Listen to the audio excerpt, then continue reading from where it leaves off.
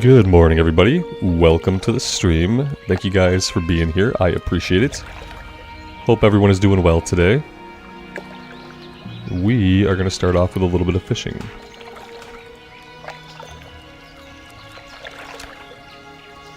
Klaus, Third Coast Mermaid, David, Mike, Johnny, Monica, Chris. Welcome to the stream. Good morning, everybody.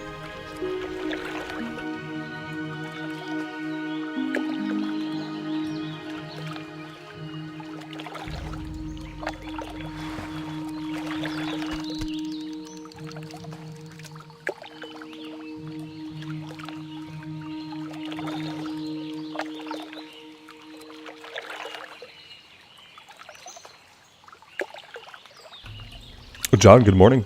Welcome.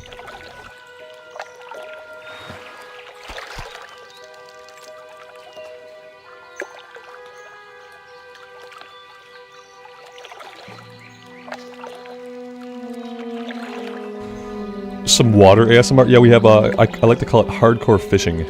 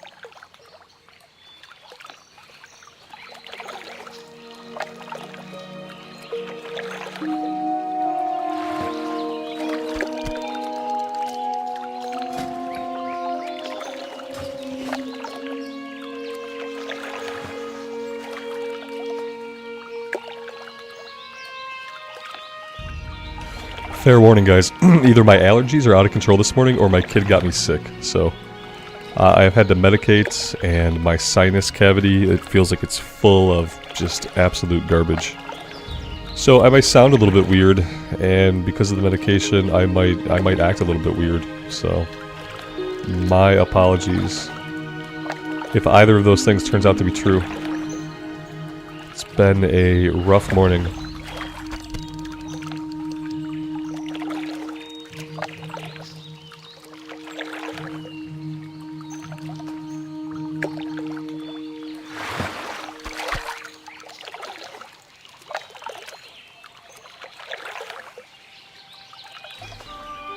Yeah, mine are always really bad in the morning. Like, if I try to do anything too early in the morning, they're just really, really bad. Usually, like, they don't tend to let up until, like, around 11 o'clock, 11:30, noon. Like, usually, like, after I've done a workout, had a little bit to eat, they go away. But if I wake up early, or I try to start my day early, or I try to start streaming early, God forbid I sit in a chair, my allergies just kind of kick the crap out of me. This might not be allergies, this might be me getting sick. I'm not quite certain yet. I had to take a Benadryl in the middle of the night. And then I had to take Claritin this morning. And so far, they're both minimally effective. So it hasn't been a good time.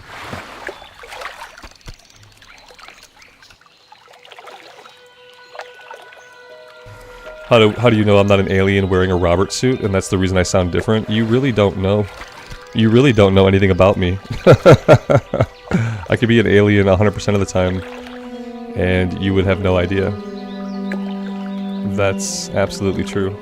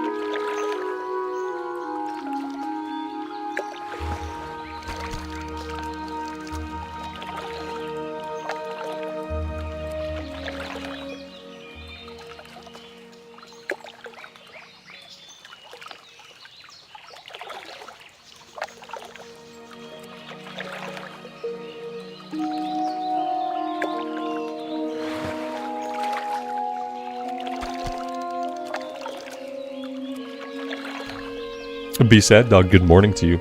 Welcome to the stream. Thanks for being here.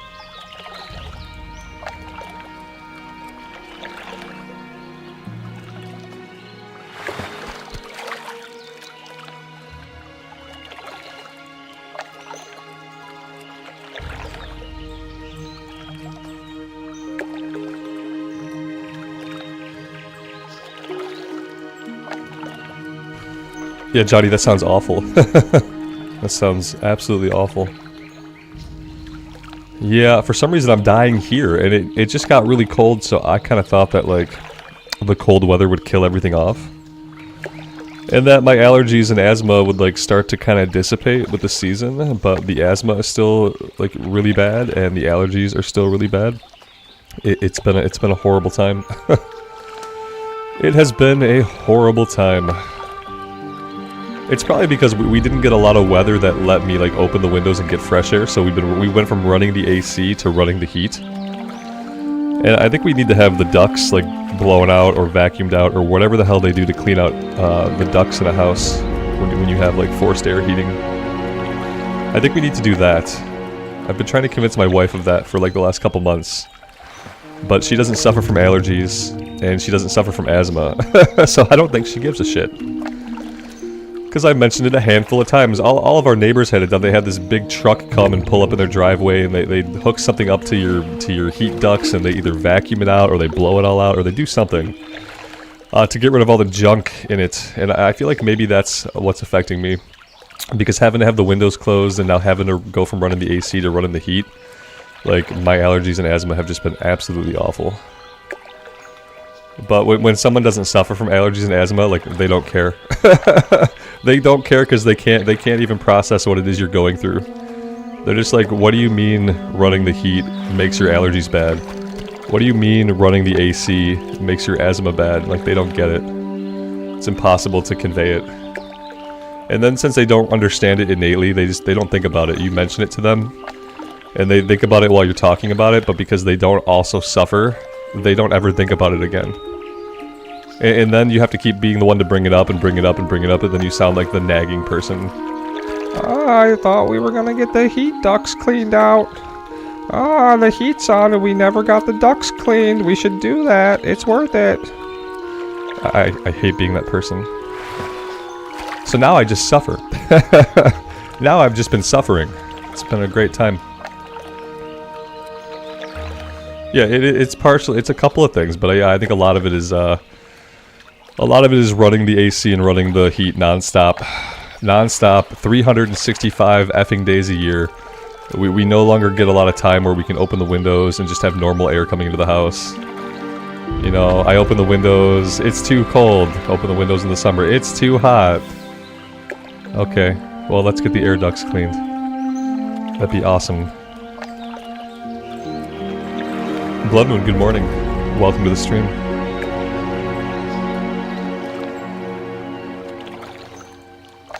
Yeah, Johnny, it's like there's a difference between like you can have allergy-induced asthma or like activity-induced asthma.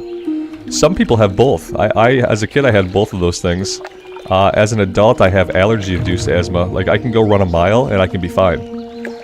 But God forbid I sit too long or try to sleep in the house or anything, and then I have like I'll wake up and I can't breathe. But I can go get on the treadmill right now and I can run a mile and I could be fine. I'd probably feel better after running the mile than I would trying to like rest in my bed overnight. It's because some people get affected by activity, some people get affected by allergens, and some people have both of those things. As a kid, I was truly miserable because my asthma was affected by either. If I was active, I had asthma. If there were allergens in the air, I had asthma, and it was just a shit show.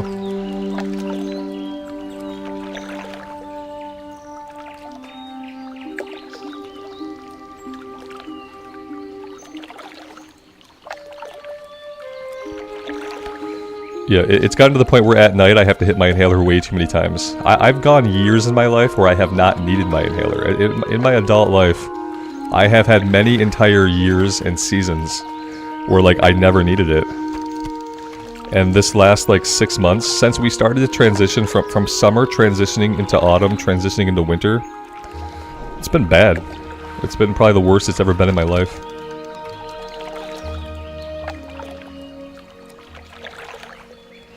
My doctor wants me to come in. I think they want to put me on like a steroid inhaler. I hate stuff like that. I hate stuff like that because then like your body starts to just need it, and then if anything ever happens where you can't get it, then you have this medicine that like you have to take every day, and I hate stuff that I have to take every day. It's bothersome.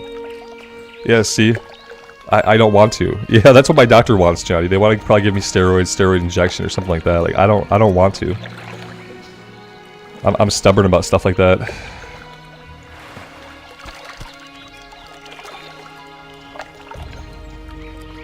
But yeah, the last time I asked my doctor to refill my inhaler, they were like, "Yeah, we want to see you about your asthma." And I was like, "No, I don't want to see you about my asthma. How about we leave it at that?"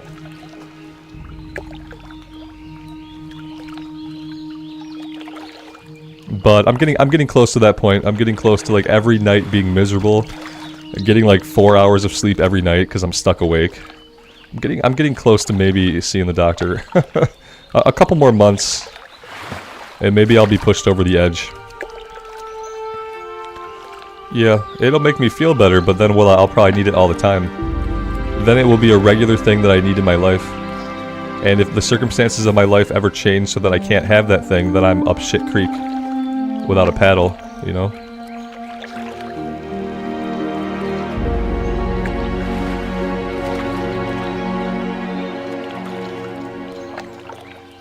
Yeah, David, I thought like when it got cold it'd get better. I do think part of it is that our heating ducts are probably full of shit. Figurative and literative shit, I guess, at this point.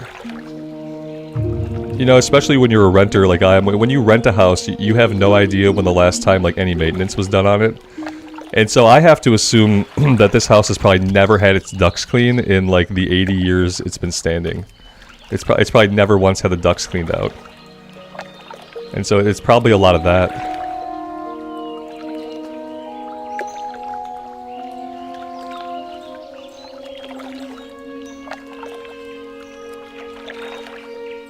But oh well, here we are. As long as I sit in this chair and I sit upright and I don't move, I'm fine. I need to get a recliner so that I can sleep sitting up. Basically, the solution to all my health problems right now are that I need to sleep sitting up. Because between asthma and acid reflux, I basically can't lay down and sleep anymore. So I just need like a lazy boy recliner, and I can just sit up and sleep. It's probably good for you. Get your ducts cleaned. Get them cleaned and oiled.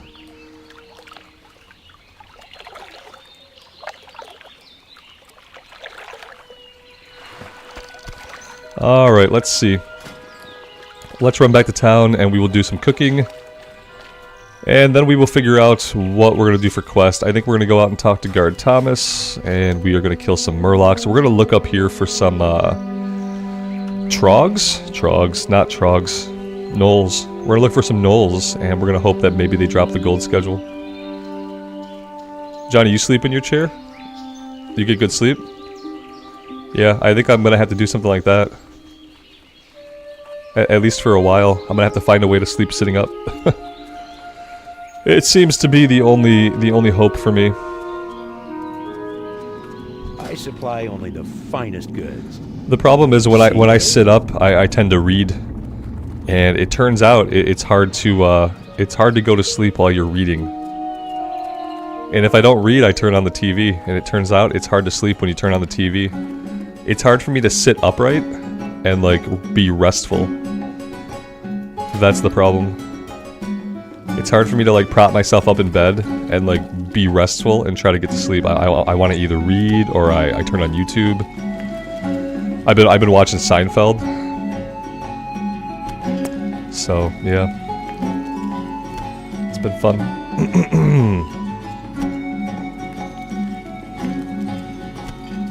Yeah, Joshua, that's what I want. I don't want forced air heating. I know that like radiant heat and stuff like dries the air out, but I can get a humidifier for that. Like wherever I live next, I don't want there to be fucking air ducts. I think air ducts are absolutely awful. Because, like, unless you're, like, really spot on about getting them cleaned all the time, it just, like, shit builds up in there. Good day to you. It builds up in there, and then it gets into your lungs, and then you die. That's the progression. Shit builds up in your ducts, it gets into your lungs, you die. That's what I feel like is happening to me. I'd love to live somewhere with radiant baseboard heating. That's the dream.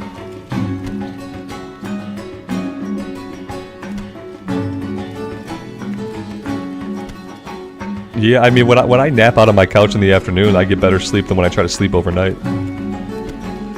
And I think for some reason, like, laying on the couch, my brain accepts that if I'm lounging on the couch, that I can be upright and I can still sleep. But when I'm in my bed, my brain says, you are not going to sleep unless you are laying prone. Maybe I just need to start sleeping on the couch. That doesn't sound like a bad idea.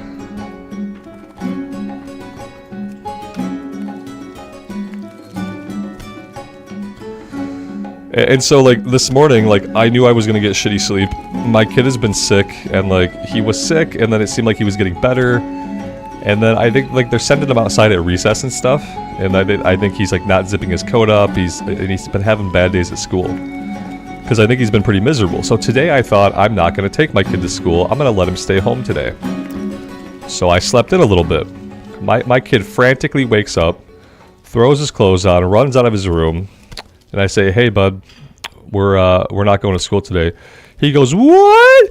You gotta be kidding me, man. And he, like, storms off, super pissed. And yeah, we ended up going to school today.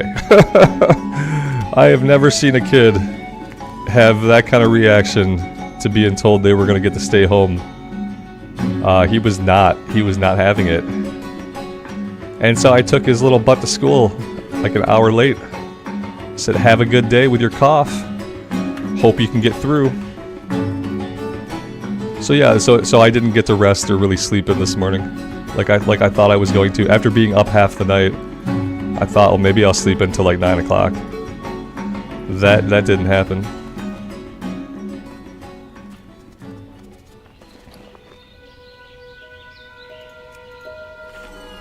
Apparently, my son's life at home is so effing boring that he does not want any more days off of school. Right, exactly, Blood Moon. That's what I remember from being a kid. Like, well, okay, so I can stay home all day, I can watch Netflix and play on the Switch. Like, I'm gonna do that.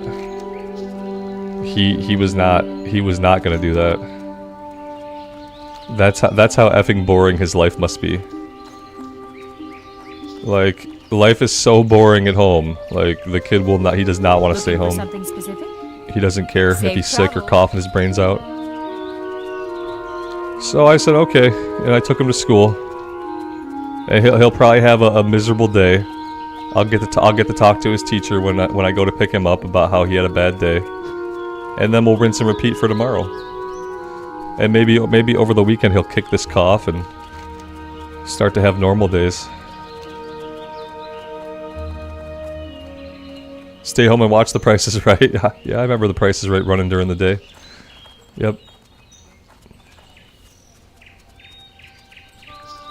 I remember being at my grandma's house and like it seemed like The Price is Right was always on at my grandma's house. I don't even know how.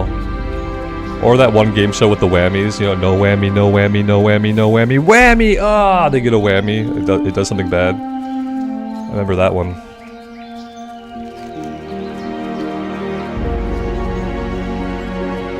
Anthony, hello from Michigan. Welcome to the stream.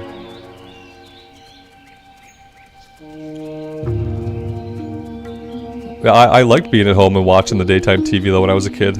I just liked being home. You know, if there was a day when I can stay home from school, like I liked school, you know, because my friends were there.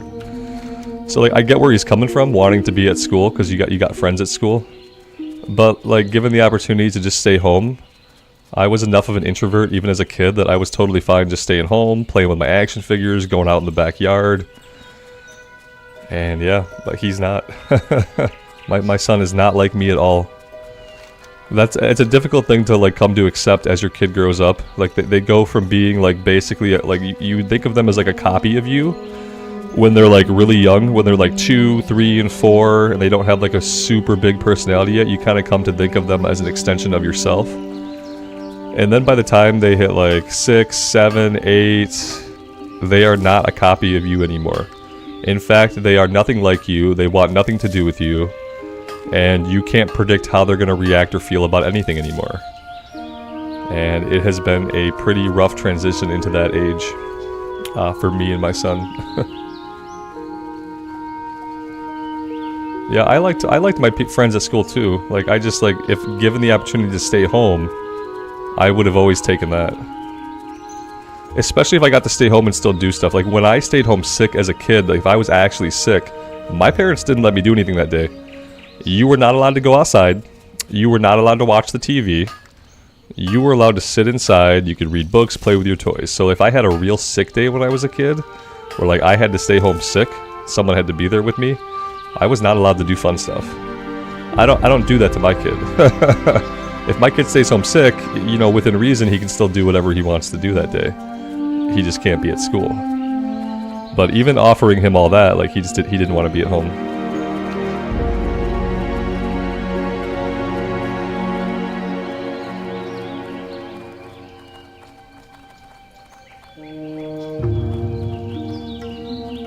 King's honor, friend. Go with honor, friend. And so still sleepy from my Benadryl, I had to drag myself out of bed and get myself ready to then take him in. So it's been a rough morning.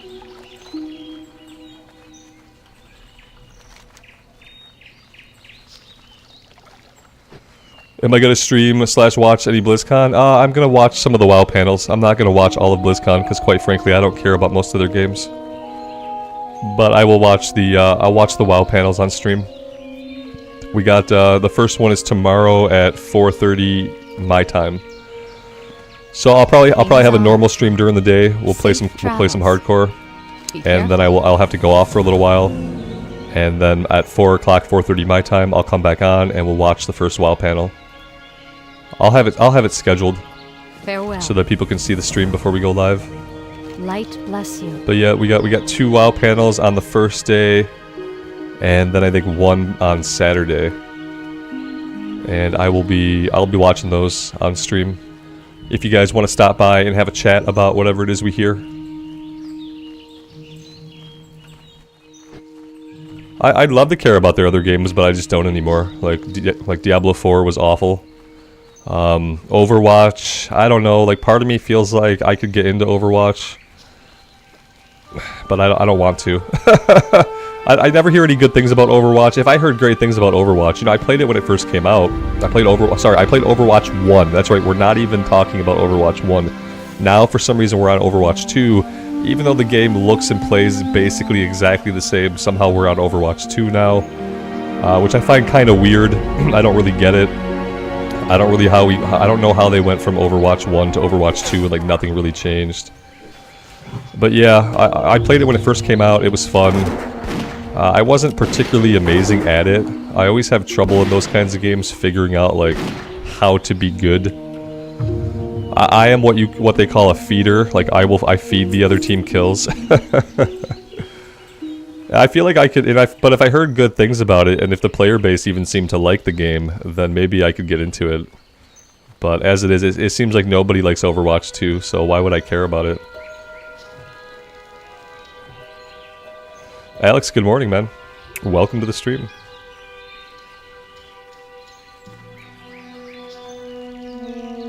So I'm killing some of these Murlocs, but ultimately I want to work my way back here.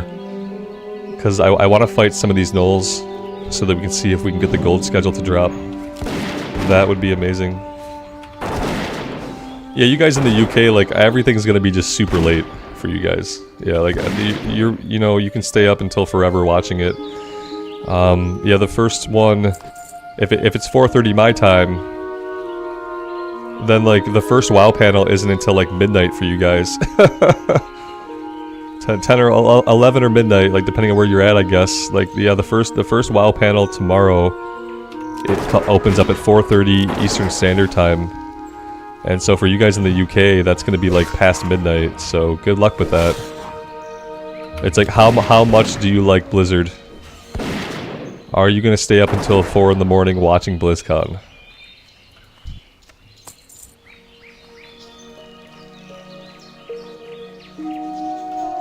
Alex, you hit 50 last night in hardcore?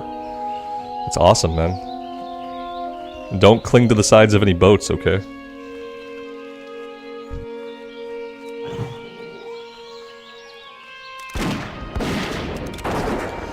John, supposedly they're going to announce an X-Pack for Classic. No, they're not. You're just reading the 4chan leaks, man. Don't believe any of that stuff, okay? Do me a favor and don't believe any of that stuff. And especially, like, don't get your hopes up. They are not going to be announcing a Classic Plus expansion. And if they were to announce any kind of Classic Plus expansion style thing, it's not going to have High Elves and Ogres. I'd love to be wrong. I would love to be wrong about this, which is what I always say when we're talking about Classic Plus. But, like, come on, High Elves and Ogres? Why? What High Elves? What Ogres? Where are the character models? Because listen, if they give people if you look at have you ever seen the High Elf character models in Classic? Have you ever seen them? They are atrocious looking. And no one would want to play as them. So unless they're gonna plug in like the Blood Elf models and they're gonna make them into High Elves, like nobody's gonna want it. Nobody wants it. Yeah, but you can't believe any leaks that you hear on 4chan or Reddit. Unfortunately, the only leak that might be real is the Avalorn leak. The 4 new zones, blah blah blah blah blah blah blah. Yeah. Because that sounds like just a generic like thing that Blizzard would announce for a retail expansion. Welcome to the continent of Avalorn, where we have more generic stuff that probably isn't that well done. I hope that leak is not real, because that leak sounds, if that's retail, that sounds about the most boring thing I could ever imagine. Can someone explain what Classic Plus is? When people say Classic Plus, they mean new content for Classic. More so, they mean expansion-size content. When people say Classic Plus, they mean new zones in Classic, new dungeons in Classic, new raids in Classic, maybe new races in Classic, maybe class changes in Classic. What people can't agree on, and this is why we're not going to have a Classic Plus, what people don't agree on in the community is whether they want their Classic Plus to follow level 60 from Classic Era Vanilla, or whether they want their Classic Plus to follow Lich King, level 80 and up. Like, it's divided. Nobody knows. People want different stuff. And so that's why I say we're not going to get a Classic Plus expansion right now. Because what would they do? Half of the community would want it to be level 60, half of the community would want it to follow Lich King, and you can't have both. You gotta have only one. So why would we get Classic Plus right now? Why would we get Classic Plus right now when, like, what the community wants is not even consistent? How would they make that decision? If I were Blizz, I guess I would go with Wrath Classic Plus, and I would not do Cataclysm, because that way at least I can put the cash shop in the game, and I can sell people cosmetics and mounts. I guess that's what's most likely. What's most likely is we'll never have a Vanilla Era Classic Plus. What's most likely, if we ever get a Classic Plus, it'll probably be off of Wrath or off of Cataclysm. Because at least that way for them, from their point of view, they can put the cash shop in and they can make money off of it. But as far as like how the community feels, like I'd rather see Classic Plus come off of Classic Era. I don't want to go through the Dark Portal. I would like to take a different path and see where that leads. But other people want to have it start after the Lich King goes down. So yeah, that's why I don't think we're going to hear Classic Plus. Not an expansion level of Classic Plus. Look, you'll hear about a new season. We're going to have a new season of Classic Era. But a new season is not necessarily Classic Plus in the way that people mean.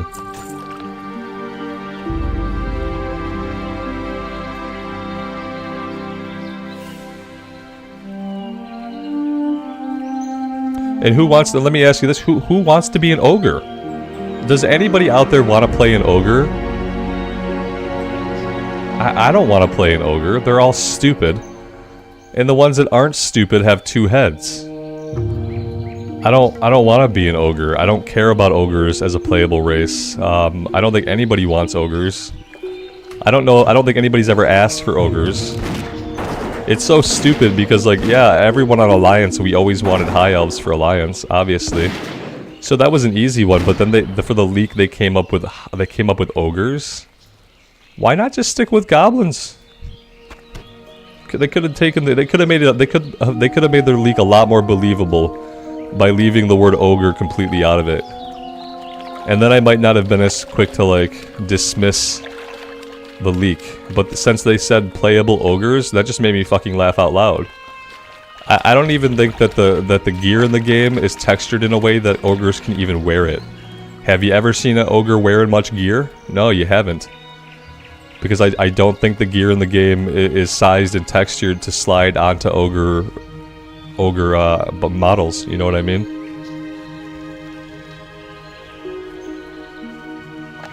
That was what shot the leak down for me, is when they said ogres. It was like the stupidest thing they could make up.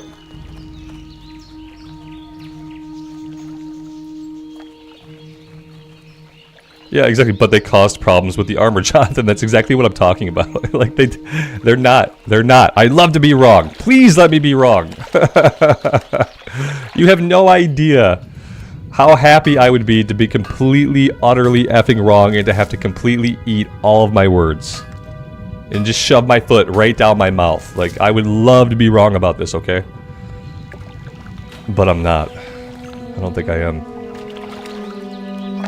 This is, yeah, me too, Alex. When I listen, whenever I see some thumbnail with Classic Plus in the thumbnail, I fucking ignore that. I'm not looking at any stupid clickbait from Asthma or Bellular when they want to put Classic Plus in their thumbnails to get a bunch of views. Like, I'm not buying it. I'm not falling for that shit. All it is clickbait. It's clickbait. It plays off of people's hopes. And I don't appreciate it. It puts people's heads in like a weird place where they're willing to believe anything. Like, oh yeah, Asmon's talking about it, Bellular's talking about it. The leak, even though what they're talking about is how the leak probably isn't real, people are just like, well, they're talking about it, so the leak is probably real. It's a real leak. Like, how many real leaks have there been? Not very many. Not very many. You wonder what Blizz thinks of all the clickbait leaks? They probably laugh. They're probably like, look at these dummies on the internet, clicking on stuff that's never gonna happen, out of sheer hope and lunacy. They probably just think it's funny, you know? That people will just click on the stuff and they will eat it up.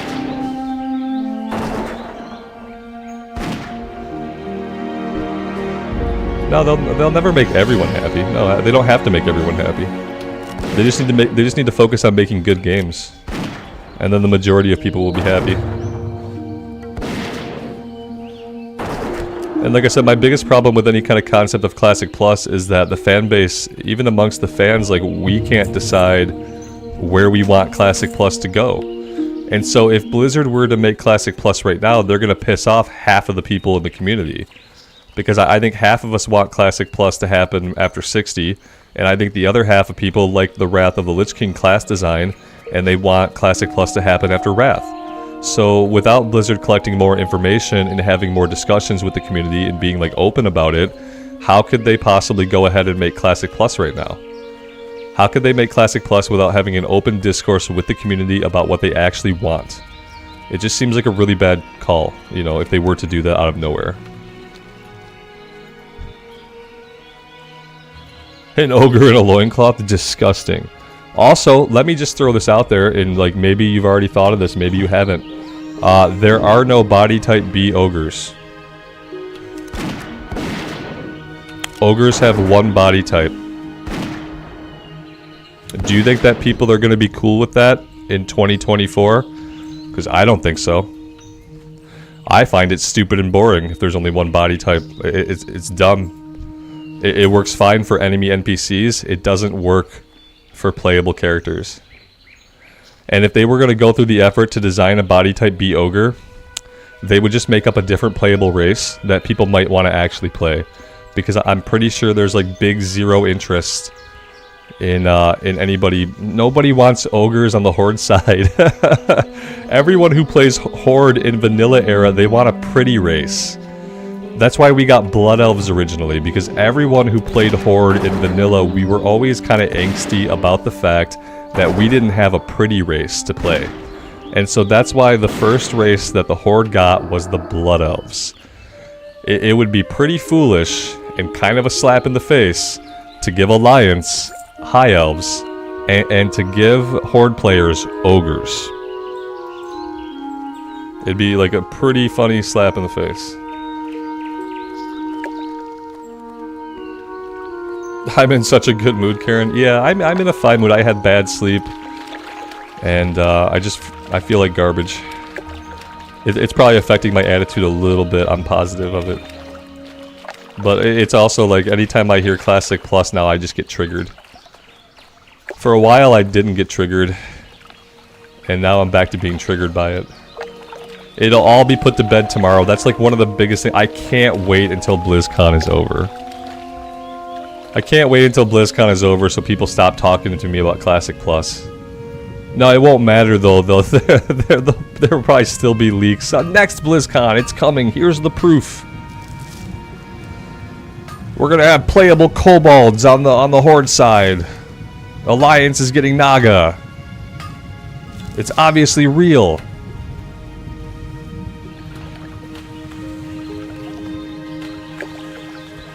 I think if they ever talk about Classic Plus expansion size content, it's gonna be down the road. It's gonna be down the road a ways. And I just can't wait for BlizzCon to be over so that I can say, see, no Classic Plus. I guess I should clarify that there will not be an expansion-sized chunk of Classic Plus. Because some people might even look at the new season of Classic here and be like, oh look, they made changes in the new season. That's Classic Plus, Robert. They did do Classic Plus. You were totally wrong and should eat all of your words. So when I say Classic Plus, I mean expansion-sized content.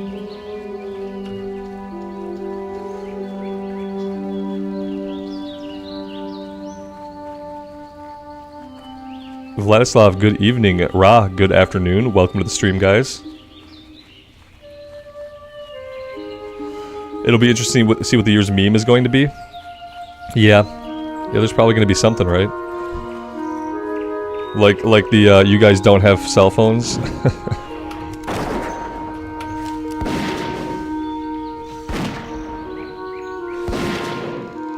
Hardcore is Classic Plus, right? It's a different way to play the game that didn't exist originally. So therefore technically qualifies as Classic Plus. Wrath of the Lich King is Classic Plus because you have Alpha Rune Beta, Alpha Rune Gamma, Alpha Rune Plus dungeons to do. And those dungeons did not exist in regular Wrath, so already you have Classic Plus and Wrath of the Lich King. So Classic Plus, already done. Classic Plus is already done. They didn't even announce it at BlizzCon, they just simply put it into the game when they wanted to. So yeah.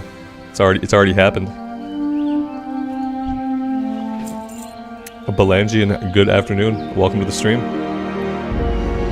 Ogres are awesome though. They originally planned to be a racing classic. Yeah. But they went with Troll in the end. They made a good choice.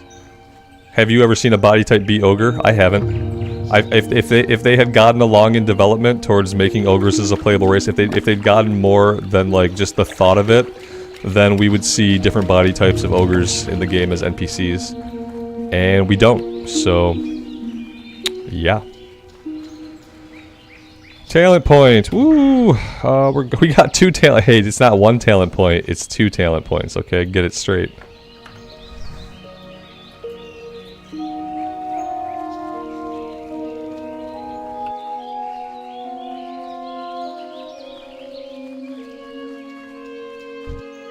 Ogres have the best dance. I wouldn't know. Ben, good afternoon. Welcome to the stream. And yeah, for anybody coming into the stream, I got crappy sleep last night. I'm sorry. I'm probably not like doing a great job today. My sleep sucked. My allergies have been really bad. I might be getting sick with whatever my son had. I had to fight with my son this morning because I wanted him to stay home from school sick so he can recuperate, and he wanted to go to school, so we had to have a row about that, which resulted in me taking him to school. So I've had a rough ass morning, and that might be reflective in my attitude and my replies because I am a human, so I apologize. Will I stream BlizzCon? Yeah, I'm just gonna stream the WoW panels. Yeah, there's like 3 WoW panels, 2 of them on the first day, 1 of them on the second day. And I will stream the WoW panels. I have zero interest in any of Blizz's other games. I don't care what they have to say about Overwatch. I don't care what they have to say about Diablo. I really don't care what they have to say about Hearthstone. So I'm not going to watch any of the rest of it, I don't think. At least not on stream. But I will stream the WoW panels. And we can have a little chat if you guys want to be here. A kid wanting to go to school, usually it's the opposite. That's what I tried to explain to him, yeah.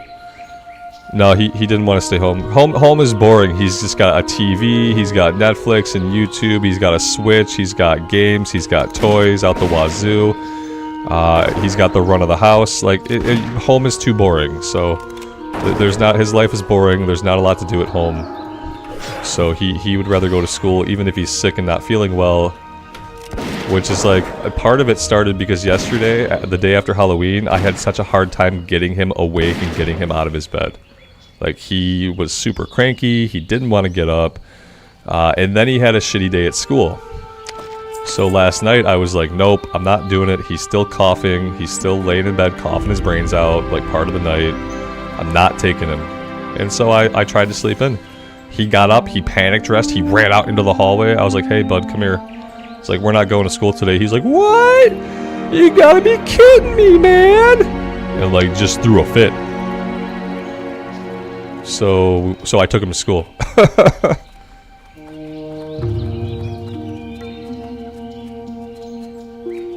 Yeah, Heroes of the Storm. Man, I liked Heroes of the Storm, and I'm not a PvPer. I've never played MOBAs before. I've never played a single match of League of Legends in my entire life, nor would I. But I liked me some Heroes of the Storm, man. I got pretty obsessed with that game for a while. It's the only game that they got me to spend money in the cash shop. Cause like sometimes there's heroes that you need, and sometimes you don't have the heroes you need.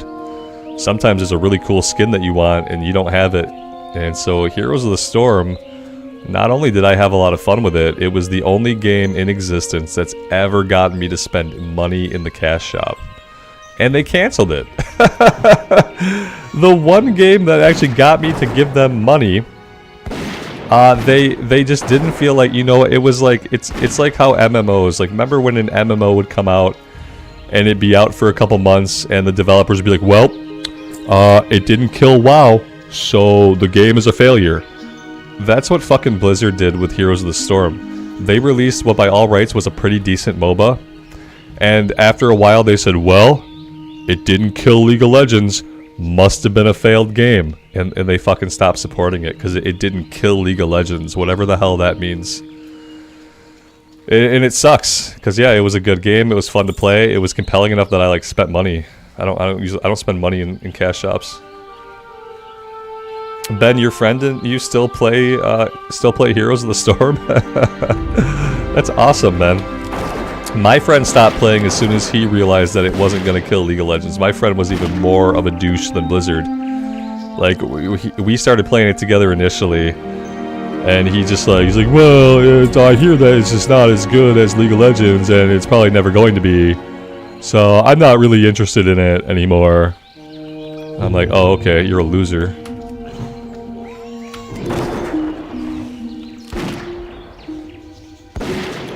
Why do I prefer dwarf characters? I didn't know I preferred dwarf characters until we had the dwarf paladin. I don't know. I could give you all kinds of reasons. I don't feel like I need to. They look good in leggards. Yeah, they look good in leggards. They're thick and I like them that way. I don't know what you want me to say. I'm sure you can imagine anything that I might say. And no, I only play body type B characters to aggravate people on the internet who question why I play body type B characters. Dwarf is the best race, obviously. It wears all the gear the best. Like, the dwarf just looks the best in every single piece of gear. I feel like they modeled the gear on the female dwarf first before they modeled it on anybody else. It just looks really good. And I don't care what anybody else has to say about it. Yeah, I enjoy our floaty pigtails. They bounce around. They have a nice bounce to them. And I appreciate a nice bounce, so I really don't know what else to say. I don't even think it'd be a fetish. Like, it's not a secret. And I don't even know if it would be a fetish. Like, I don't know what there's not to like. I don't know. I don't know, guys. I'll let you figure it out. I don't know what there's not to like. I like all kinds of different things. The female dwarf is just one of those things.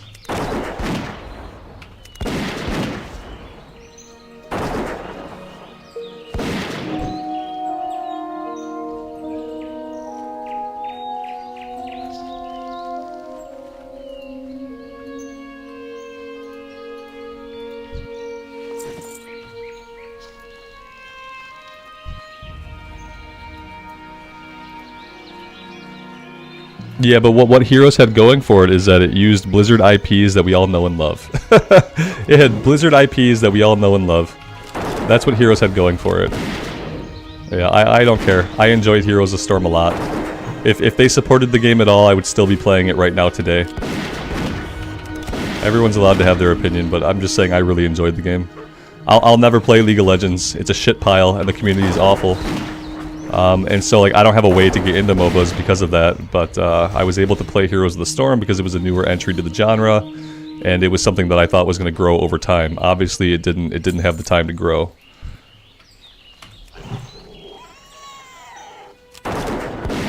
Had two-headed ogres. Yeah, that'd be the only... There'd be body type 1, 1 head. Body type 2, 2 heads. That would be the body type A and B for ogre playable race. 1 head or 2 head, take your pick. Am I working on a quest? I'm trying to get the frickin' gold schedule to drop. I'm trying to get the gold schedule to drop off these guys so we can go kill the collector. It didn't drop yesterday. We were fighting the guys over here yesterday, and I was told that these guys up here have a chance to drop it also. And I never come up here. I've never been in this area, so... I thought we'd come up here and we'd grind on these guys for a bit and see if we can get it to drop. It doesn't look like it's gonna drop. It hasn't dropped yet, but we'll see. Oh, good, 3 of them. Hello, pet. Hello, go for the pet. Pet. Go for this guy. Come on. Okay, you got him. Now let's see if you can stay alive.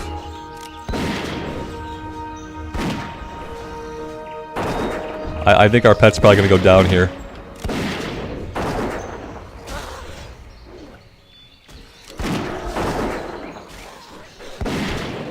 Oh, you know what? I could have bandaged the pet if I had been fast enough. But I'm really slow this morning. Oh wait, no. Okay, hold on. Oh, he's dead. Too late to bandage him. He is totes dead. Can we kill this guy without our pets?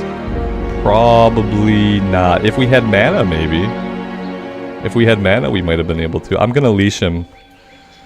And then we'll go res our pet, and we'll get to see the coolest hair animation in the entire game. You guys ready? How do I, oh, I don't have mana to res him. You guys ready to see the coolest hair animation in the entire game? The reason why I will only play female dwarfs from here on out? Ready for it? Don't take your eyes off. Ooh, it's amazing, isn't it? Who knew that hair could behave like this? It has a mind of its own. Best thing in the game. Our pet is very unhappy. He is very unhappy to have been gotten killed over and over again. It's so cool. I wish that dwarfs could be mages, because then we could have that kind of action going on every time we fire off a frostbolt. The hearth animation is not the same, I don't think. We can check it out in a second.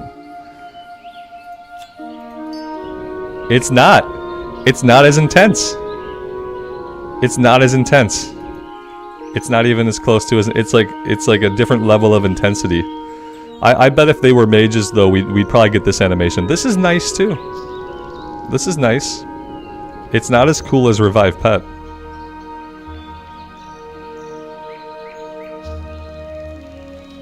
Yeah, they did good. They thought about hair physics. Like, who thinks about hair physics back in 2004? They're like, you know what people will want to look at if they have to look at the back of a character? They want to look at some hair physics. And they're not wrong.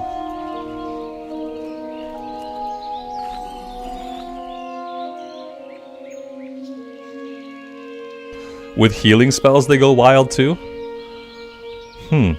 Dwarf priest? maybe there's a dwarf priest in our future.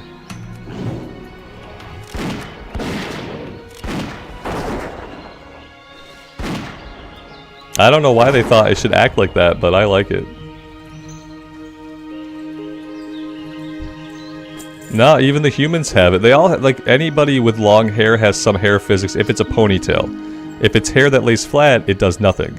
If it's hair that's in some kind of ponytail, like usually it has some kind of bounce or lift to it. Like we had a human priest, and when you cast on the human, like it lifts the ponytail a bit.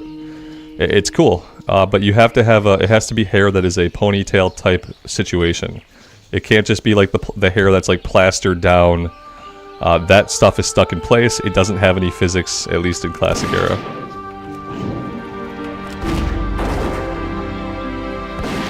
Yeah, we're using a gun right now just because we have to go to Darnassus to train bows, and I don't know. I have to get an escort to Darnassus eventually.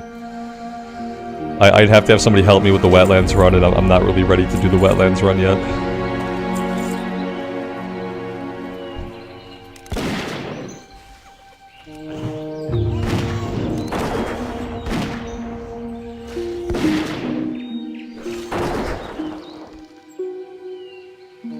Try Men Pet.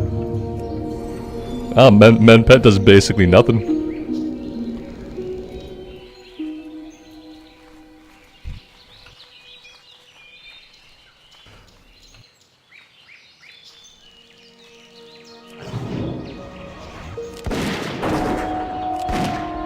It's like my hair, yeah, follically challenged.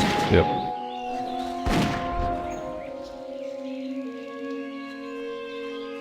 Build my own gun and scope. I did build a scope. I have a scope on the gun. I can build a gun, but the gun I can build is not as good as the gun that I had, so... Like, yeah, I can make the rough boomstick 6 to 13. I got 7 to 14 on this guy. So, eventually we'll probably be able to make a better gun. But I did put a scope on it. Which I thought was hit, but it's not hit. It's +1 damage, which is probably better than hit.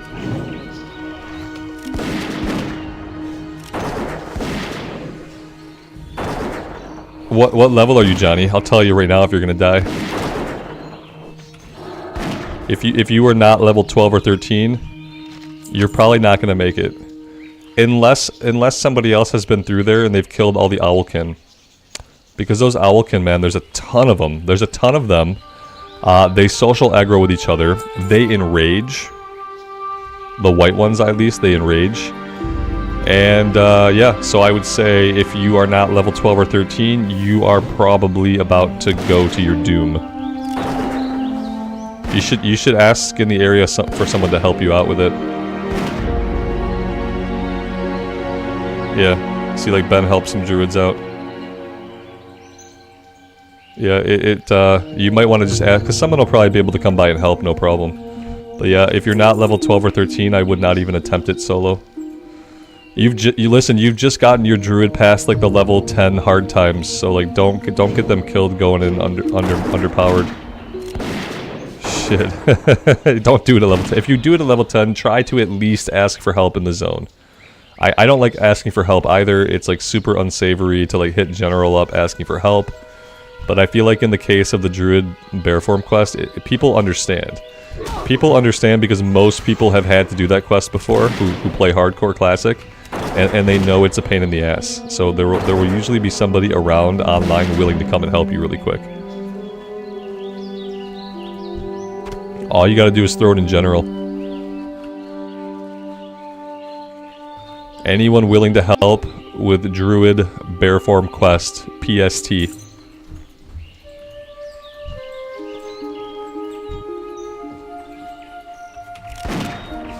Yeah, and it's like, that's like the threshold. The class has been really painful until this point. You're about to get bear form, it's about to get better, so.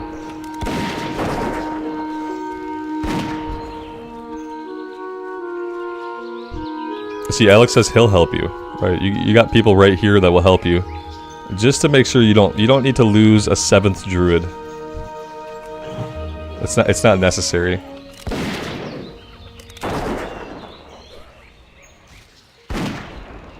Guys, I don't think we're getting the gold schedule. What I am getting is a full inventory. So there's that.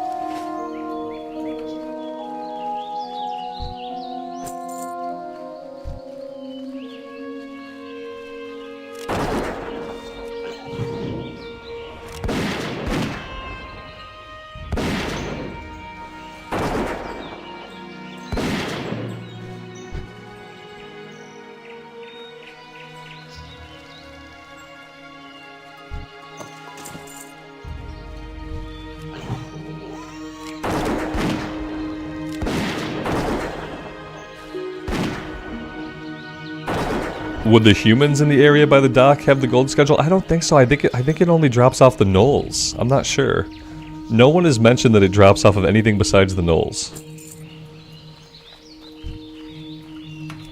I've never had it be this hard to get it. I've always gotten it. Usually I get it by the time I'm done with the armband quest. But the last couple times we've tried to get it, I haven't been able to have it drop. I don't know if they tweaked the drop rate or whatever's going on, but it kind of sucks. Like, yeah, we have a full inventory, so let's peel out of here. Let's head back down to the logging camp, and we will dump our inventory. And I guess we'll just focus on killing murlocs and getting that done, because I don't think we're getting the item.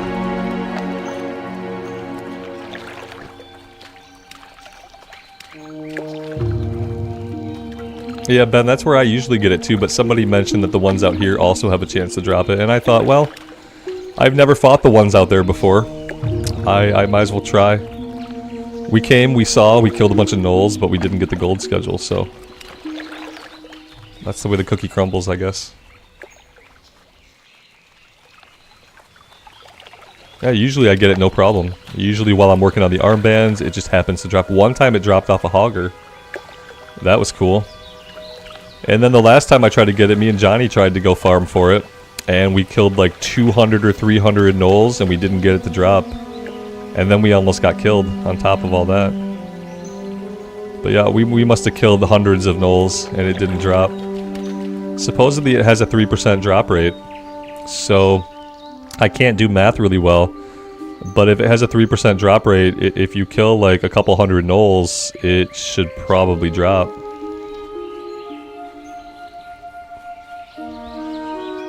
But yeah, it didn't drop. I'm probably gonna write it off as a quest. I'm not even gonna try for it anymore. But part of it is like, you know, the kill experience is pretty good. If you grind for it for a little bit, the kill XP is okay. It would be a better thing to do when you had rested XP.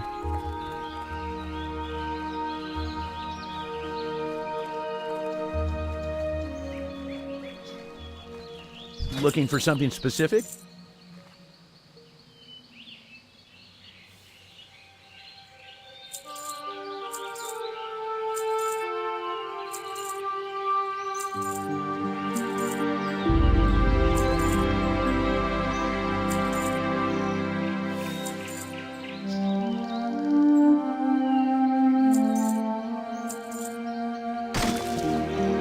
See you around.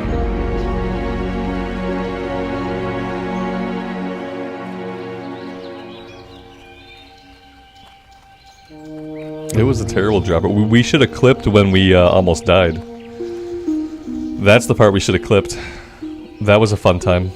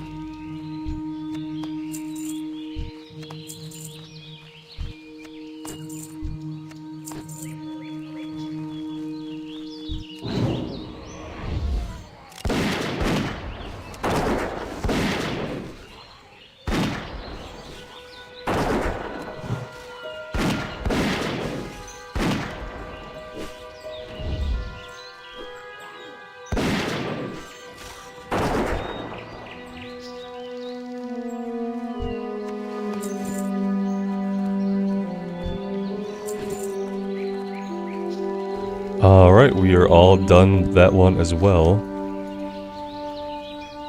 Let's go turn it in. After that, well, I mean, we could do a couple of things after that. We could head out to Westfall, and we could do, like, the first couple of quests there. We also have to go back to Dunmorrow. We have a couple of level 9 and 10 quests to do back in Dunmorrow. And then we could head into Lockmo Down for a little bit. A petless hunter in Classic? Judging by my level 1 to 10 experience, a petless hunter would be really difficult. Carnifexia, good afternoon. Welcome to the stream. Yeah, we were a petless hunter from level 1 to 10, and that was incredibly painful. And I almost re-rolled 2 different times during the course of it. I guess maybe once you have some talent points, you know, maybe then you could do like a petless hunter would be a little bit easier. Light bless you.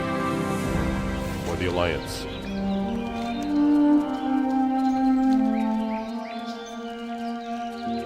I think I want to run into Westfall. I at least want to grab some of the lower level stuff. I want to turn in the Furbrow's Deed. I want to grab the lower level stuff to have it in the logs. And I think I want to grab the flight point over that way as well.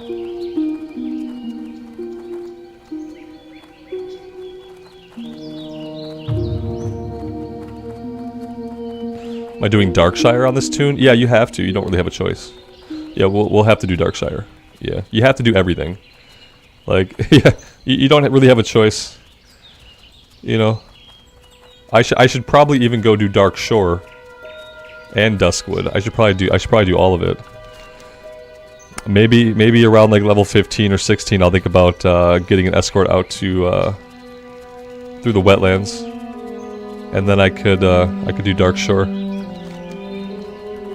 But yeah, you don't really have a choice. You have to do as many quests as you can in all of the leveling areas that you have access to, essentially.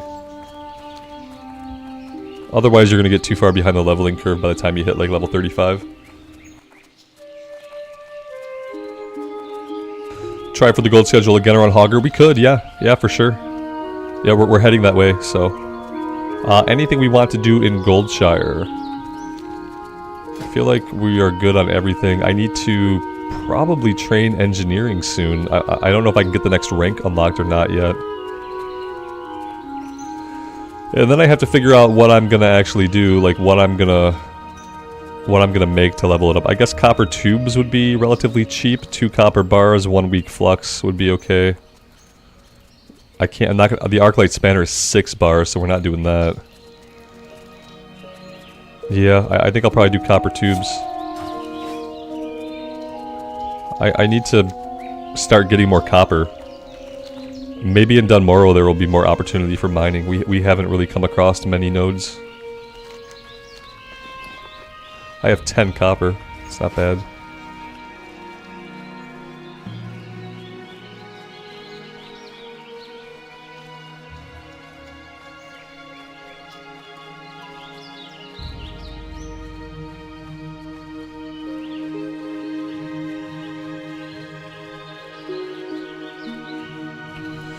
Yeah, maybe when we're in Dunmorrow, maybe I'll like go out of my way and I'll do like a loop of some of the mountainous areas and see what we can do. I really do want to level up engineering, so I know I'm going to need all the copper. I'm probably going to have to buy some copper on the auction house at some point. I'm trying to put that off.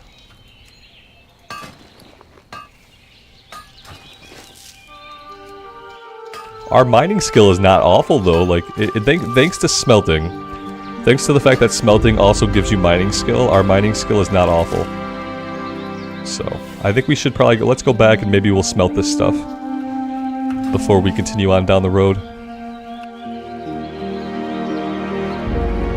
Emulations, good morning. Welcome to the stream.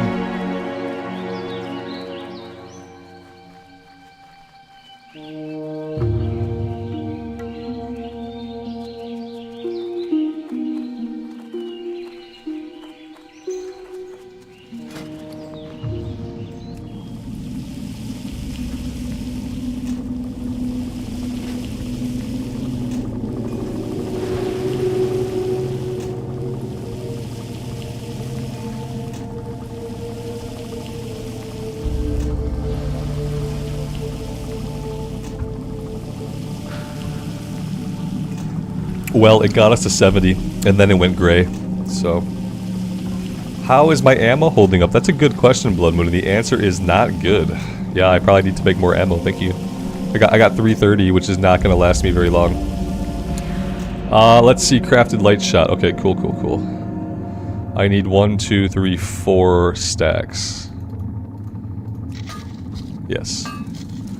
I do need to keep an eye on my ammo.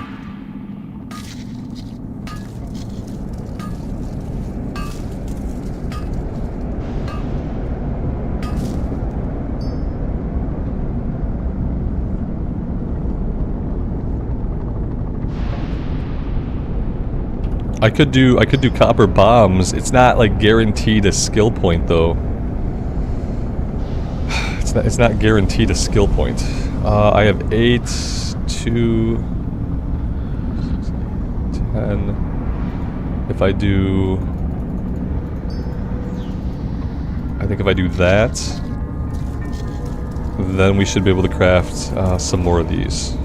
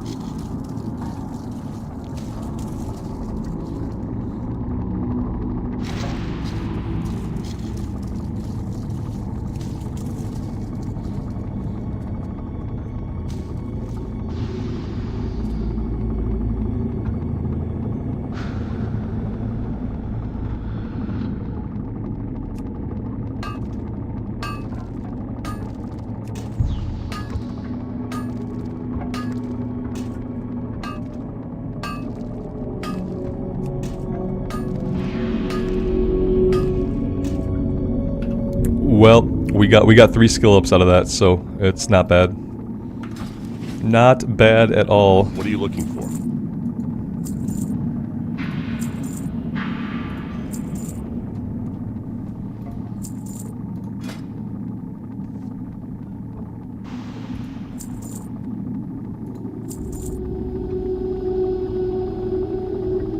Go with honor, friend.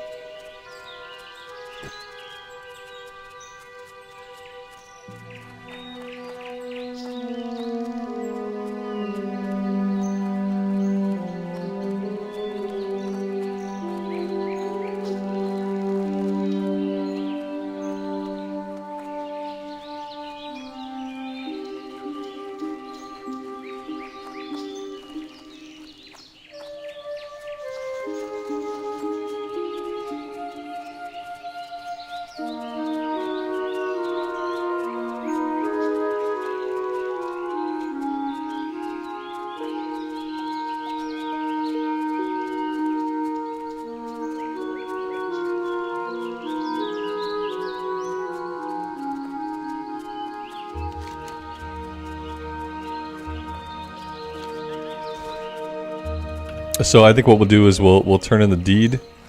We'll grab all the quests. We'll go down to the Saldean farm. We'll grab all the quests there. We'll go to Sentinel Hill and we will grab the flight point. But after that, we're gonna hearth back to Dunmorrow because we still have basically just this stuff here. A couple of things over here that'll get us into Loch Modan. We'll do the same thing in Loch Modan. We'll run over there. We'll grab the intro quest. We will grab the flight point. And then we'll kind of decide if we're going to stay there and do some stuff, or if we want to head to Westfall first. Usually we'll Usually we'll do Loch Modan stuff first, and then come back over into Westfall. Let's kill a few more gnolls, and just see if maybe we don't get super lucky with the gold schedule.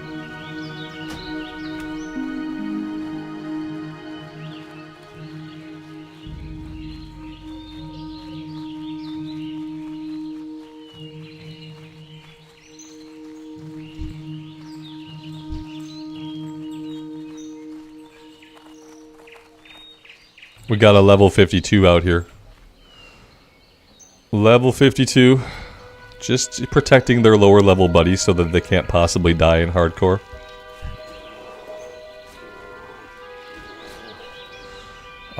This rogue seems like... I mean, I thought they'd be in trouble, but... maybe they got it. I think they got it.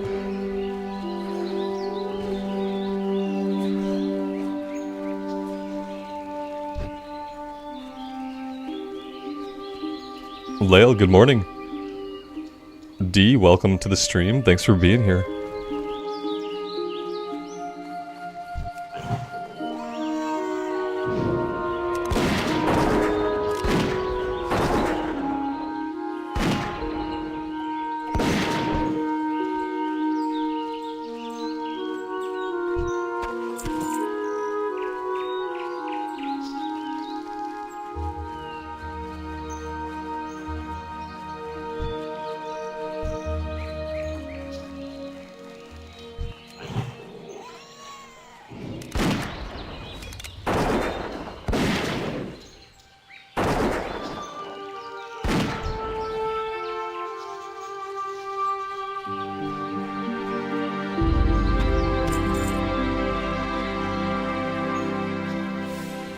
The Black Rifle Company makes good coffee.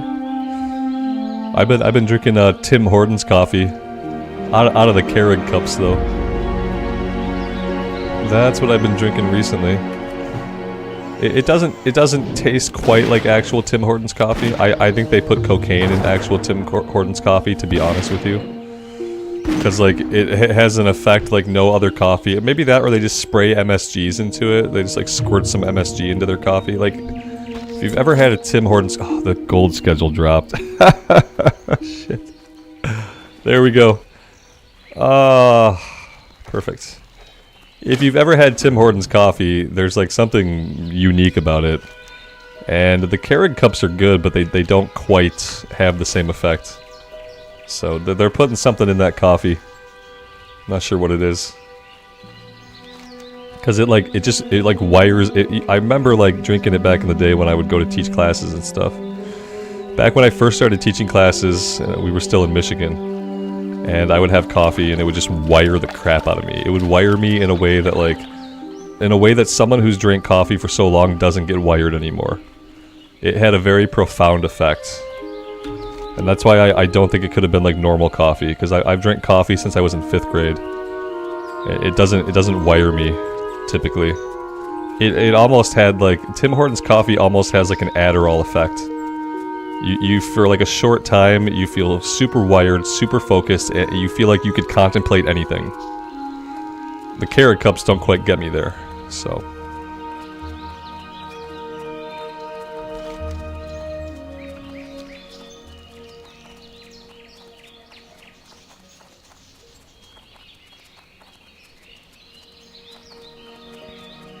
Yeah, we have the refillable K-Cup too, but I gotta be honest.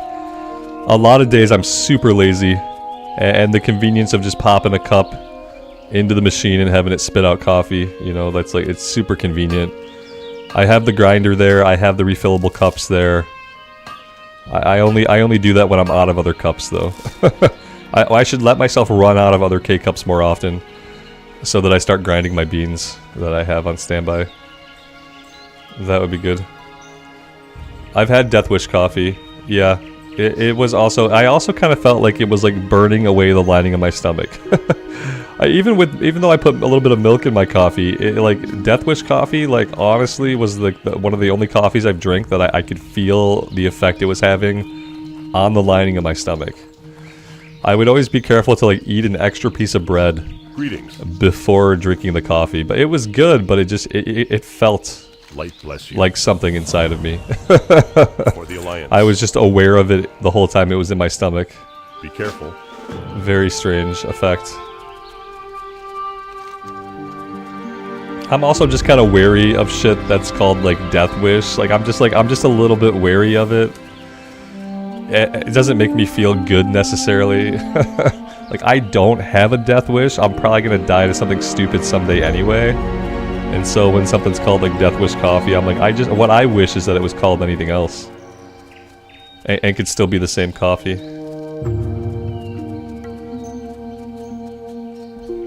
Patrick, good morning. Welcome to the stream.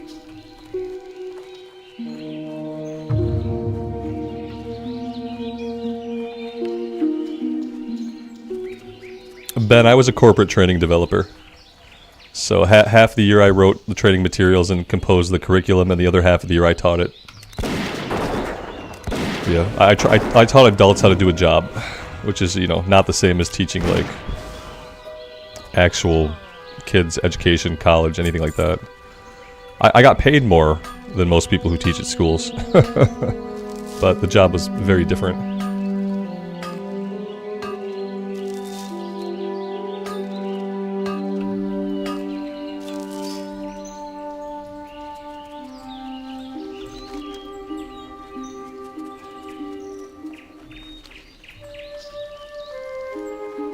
Yeah, it was nice. I mean, the other thing is like when you're training someone and teaching them how to do a job, like they're invested in it because like, you know, they're looking forward to having a future with the company and having a job. So it's easier, I think, to run a classroom when it's not like kids or it's not college kids or high school kids or little kids. Like it's easier to run a classroom of adults. I don't think I ever could have taught kids. I simply don't have the patience for it. I don't have the patience for it or the empathy for it. So, like, I probably never could have taught any kind of school-aged people. But training adults was actually really enjoyable. And I like to think I was good at it. And I really enjoyed it while I did it.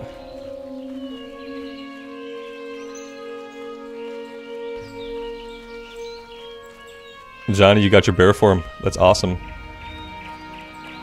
It's great of Alex to help out with that. It's your 12th. It's your 12th druid. I believe it. Let's see how far this one makes it. Don't go on any boats.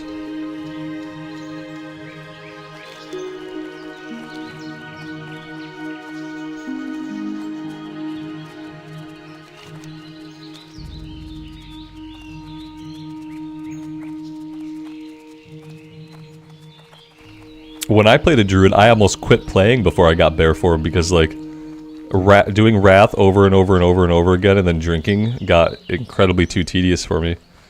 I almost completely gave up on it. The same thing almost happened on the hunter, like at level 8. Level 8 to 10. Worst levels. Yeah, renew, rejuve, bear form. And then... question mark, question mark, question mark. Profit.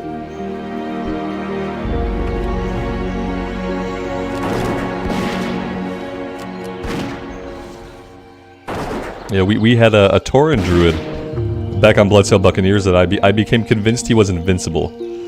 And then I backed into about 5 dwarfs that all had torches that hurled a fireball. And like once 5 enemies and then the 2 in front of me were hurling fireballs at me. 7 enemies with fireballs. It was over pretty quick. Even with Rejuve and Renew. I don't really know how I'm planning to approach this, or if I want to do this right now. What I think I could do, I could put the pet on passive, and I could try to kite the guy I need, and I could try to drop the guys I don't need. I really wish this guy would stop respawning. That would make my life a lot easier. I could have had him right there. I effed it up.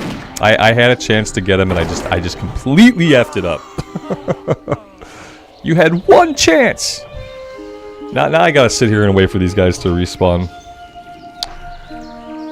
That's not really what I want to be doing. I shouldn't have came out here to do this. I should have just continued into Westfall. I should have let this sit in the quest log. There's no reason for me to do this right now. And if I was thinking clearly, if I wasn't medicated and having lack of sleep issues, maybe there's a small chance that I might have done this more efficiently. I say small chance because let's face it, typically I play really inefficiently all the time. I did get the schedule, yeah. Yeah, I got the schedule. I could do the defense trick. I like it when I see bodies by the fence, like dead players by the fence. Like right here, this guy, Stwonk, he was trying to do the fence trick too. You know, he was doing the fence trick for a minute, and then he probably backed into somebody over here, and then he still died. So yeah, I could do the fence trick, but okay, here we go. Pets on passive. I'm gonna kite him. I'm gonna try to drop the other ones that I don't need, and just keep aggro on him. I'll turn around and shoot him every once in a while. I don't even know where he is. There he is.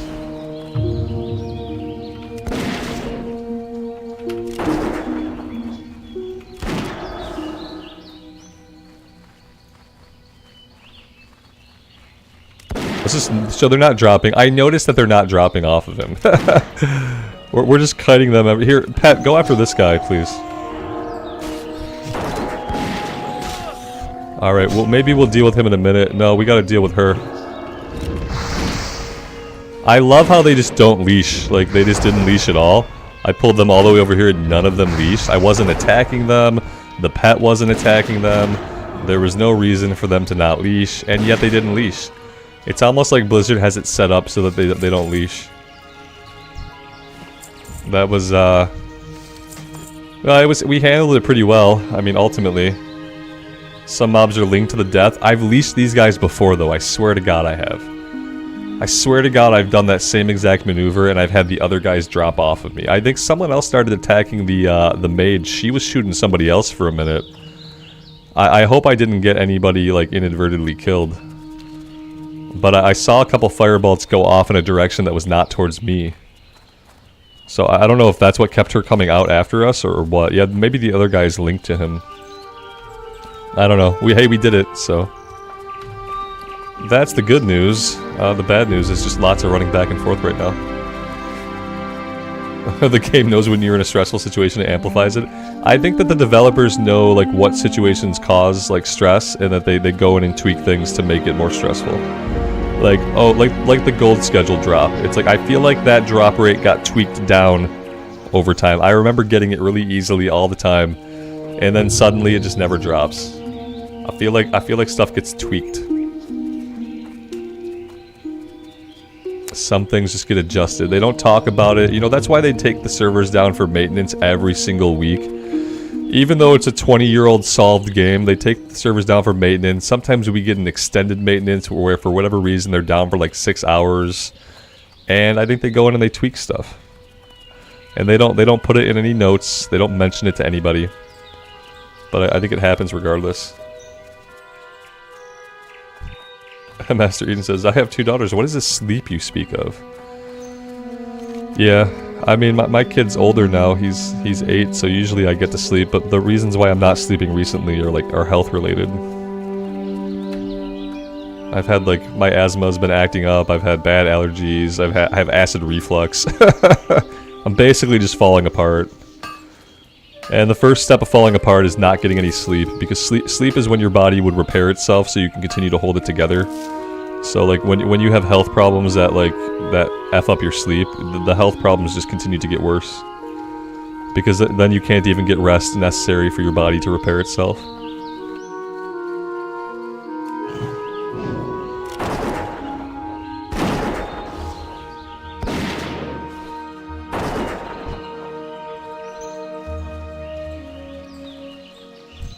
Leo, you got acid reflux too? Yeah, it does suck, man.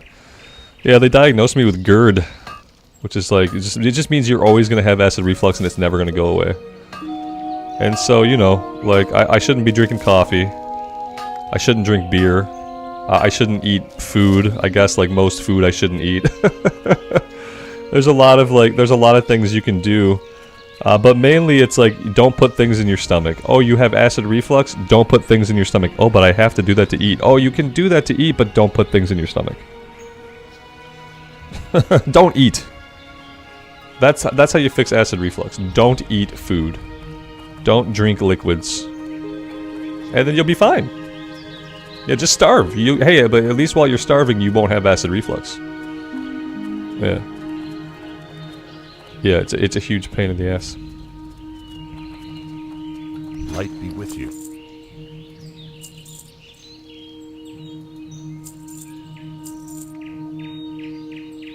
I blame past me for just making bad life choices, I guess.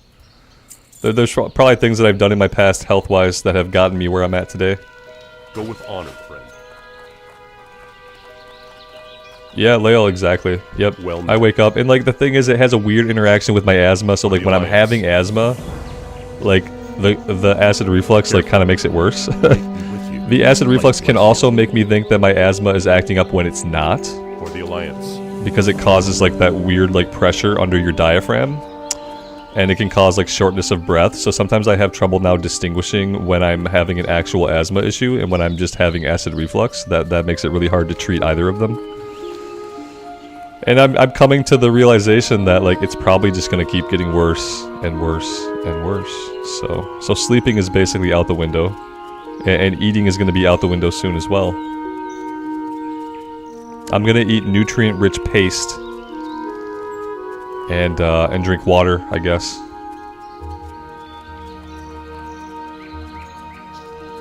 Yeah, Ben, I should. Yeah, I should medicate for it. They had prescribed me some stuff a while back, and I took all that. Then that was gone. I never got more.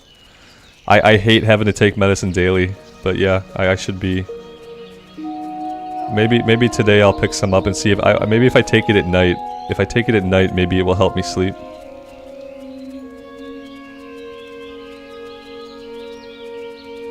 Yeah. Starwin, you've had it since your 20s, you recently started to get the shortness of breath and it's scary.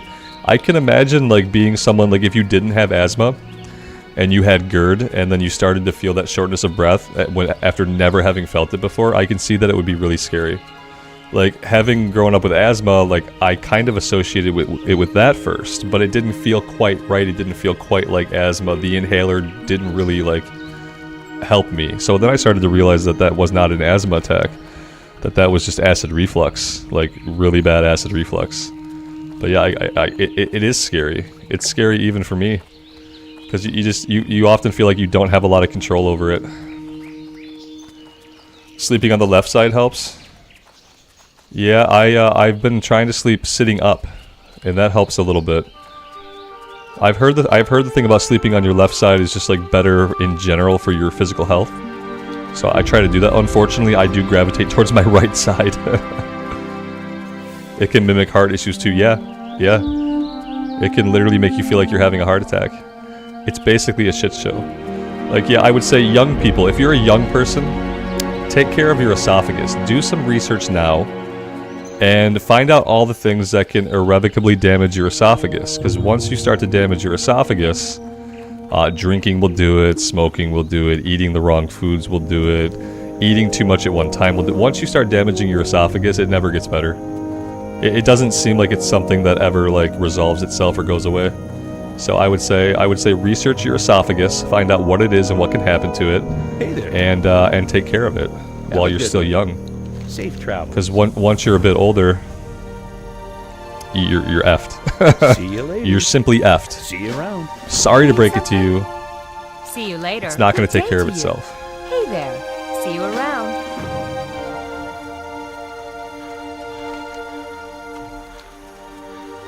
Yeah. Oh yeah. When my kid's older, if I live long enough, I'm gonna have all kinds of wisdom to share with him. He's not gonna listen to any of it. Like, which is what I learned this morning when I told him he needed to stay home from school because he was sick and he wasn't getting better. And he told me, no fucking way, I'm going to school today. I'm gonna miss my friends and miss out. Like, he already has proved to me that he's never gonna listen to anything I say. I'm gonna know all these things that can save him from, like, physical and mental anguish. And I'm gonna try to impart those things to him. And he's not going to listen to or absorb any of it. And I think back, I'm like, was I like that? I'm like, people... In my family, we had a rule, and it was the dumbest rule that you would never tell a kid these days. And the rule when I was growing up was we don't talk about our feelings. So I didn't have big conversations about things with my parents. No one really tried to give me like a lot of like heartfelt advice about things like that. We just didn't talk about stuff. If it was unpleasant or unsavory, we just didn't talk about it, was the rule. See you around. Terrible rule. Safe travels. Definitely messed me up. So like I'm willing to talk about lots of stuff, but I'm realizing that by the nature of a child, like my child is not going to listen to anything I say. Regardless of my willingness to talk about things with him, he's probably not going to listen to me. And that was reinforced for me this morning. When I thought I was offering him like a leisurely day at home where he could rest and recuperate and get well, and he blew up and told me he was going to school. And I was going to get my ass out of bed and I was going to take him.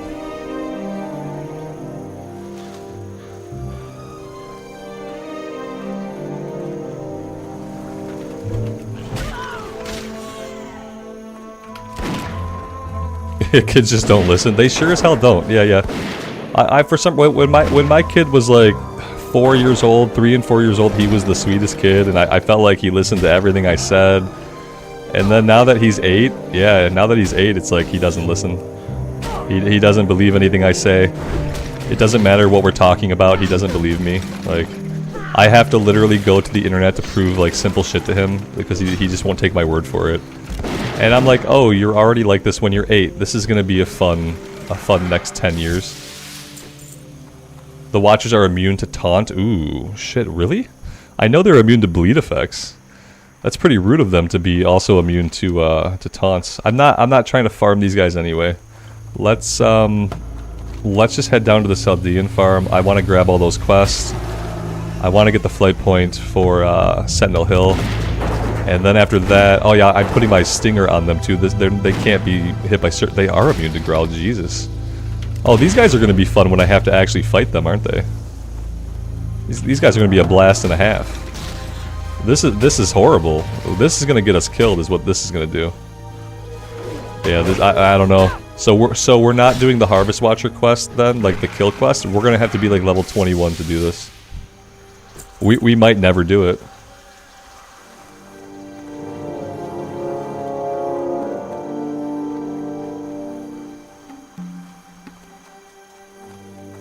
Yeah, we're gonna have to wait till we're a really high level to even worry about that one. I don't want to have to go back to a scenario where I'm kiting. I hated kiting for 1 to 10. Kiting gets you into all kinds of bad situations. You run into other aggressive mobs, etc., etc. And I just don't want to do that anymore. Master Eden, my 8-year-old sounds like your 12-year-old. Yeah, that's the problem. Is that I feel like kids like grow up really quick these days. Like when I was his age, I was kind of dumb. So like being kind of dumb, I just did what people told me to do. For the most part, I did what I was told. I listened when I was spoken to. I tried to listen and do my best because I was a big dum-dum when I was 8 years old. But apparently my kid is just like, kids are just smarter now because they have the internet and stuff like that. So kids learn more stuff and their brain grows a little bit more quickly, and so they get super smart. And because they get super smart, they turn into smart asses really, really young, it seems. And I don't know what the solution is for it. There doesn't really seem to be a solution for it. It seems like he's just going to become a bigger and bigger smart ass the older he gets. What can I do for you? That's what it seems like.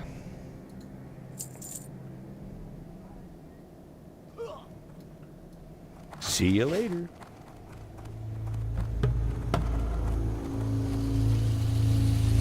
I listened to my parents, you know, because I believed that they knew, you know. I believed they knew what they were talking about because inherently, like, they were my parents. But also I listened to my parents because there was a threat of or else. You listen to your parents or else. You listen to your teachers or else. And there is no more or else for kids. King's honor, friend. Anymore. Be careful. There is no more or else. It's like, listen to your parents or else your dad will be sad. And they don't give a shit about you being sad. And because there is no more or else.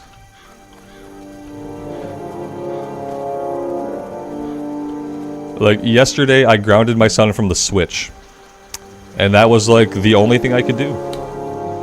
He'd had a really bad time at school. He threw a fit about it on the way out of school and on the way home, and so I grounded him from the Switch. And, like, he cared about that for about 5 minutes. He was super upset to be grounded from the Switch for about 5 minutes. And then he just did other stuff. It didn't matter. The punishment was, like, bad up front, but then, like, it was nothing ultimately. And so, like, did he learn a lesson? Did he learn not to throw a fit about having a bad day at school when I have to talk to his teacher? Did he learn not to throw a fit? No, I don't think he learned anything. I think he learned that he can throw a fit and that the consequences for it are going to be minimal. So, there's that. Yeah, I mean, mostly he was. Like, he got to watch Netflix later on, like, before bedtime. But yeah, he didn't get to go on his laptop. He didn't get to go on his Switch. But he only cared about it for a few minutes. Because look, he's got toys. He's got other stuff to do, you know. Because, like, when I was a kid, we got spanked, you know. Like, if you were bad at school and the teacher had to talk to your parents, like, my dad would beat my ass with a belt. Obviously, like, that was not the way to have a kid, and that's not a good thing to do, and I don't condone that. But there is, like, when you think about what are my alternatives, there aren't a lot of impactful ways to punish a kid. You take something away, and unless you're willing to take every single thing away, like, there's not really a big impact. Because kids are really resilient. They're like, okay, don't have the Switch. Moving on to the next thing. Look at all my Legos I have. I'll play with these for 2 hours. Like, and when I got grounded, it was like in my room with nothing, you know. I wasn't allowed to go outside. There were no screens. Yeah, it was just like, it was a true grounding. You were just in your room, bored AF. And your butt was sore, so the thing you did wrong stuck in your head a little bit longer because you didn't immediately have distractions to, like, make you not think about what you did wrong. When you immediately have other distractions, you don't think about the lesson, so there is no lesson learned. You just continue on with the behavior.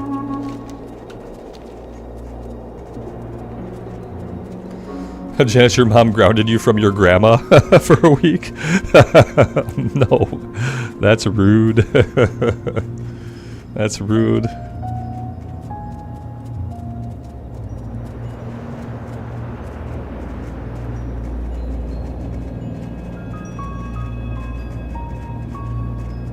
If you sassed your mom, Blumlin, you'd wake up the next day. Yeah, my mom would slap me across the face if I was an asshole to her. Especially as I got a little older, like by the time I was my son's age, if I was like a smartass or said something like really out of line, she'd give you her face would go blank. I knew I messed up because her face would go completely blank. It would drain of all emotion. And then, bam! And she never hit me like super hard. It was always more for like emotional impact because like whatever I had said just really was a big mistake. And yeah, she'd slap me. She'd probably deny it to this day that she was like that, you know. But yeah, it happened. It happened.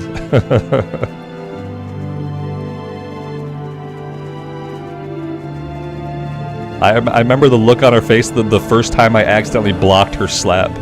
You know, I was in karate as like an 11, 12, and 13-year-old. And I remember the look on her face the first time, like by reflex, I just like stopped her from slapping me. It was bad.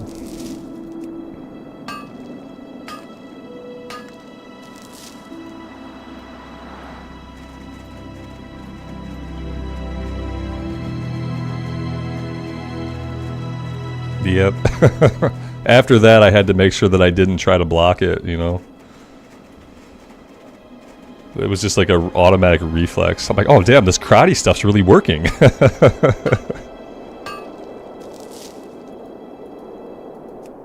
Then your parents would take the door off your hinges. Oh yeah, there was no privacy when you were grounded to your room. And like when I was a kid, there wasn't a lot of stuff to do in my room. You know, I had a handful of action figures and a few Legos. Like we didn't have TVs or tablets or a shit ton of toys to keep us company. Like there wasn't a lot. You get bored in your room pretty quick, and you had to be quiet while you were grounded. You couldn't be in there talking to yourself, playing loud games and stuff.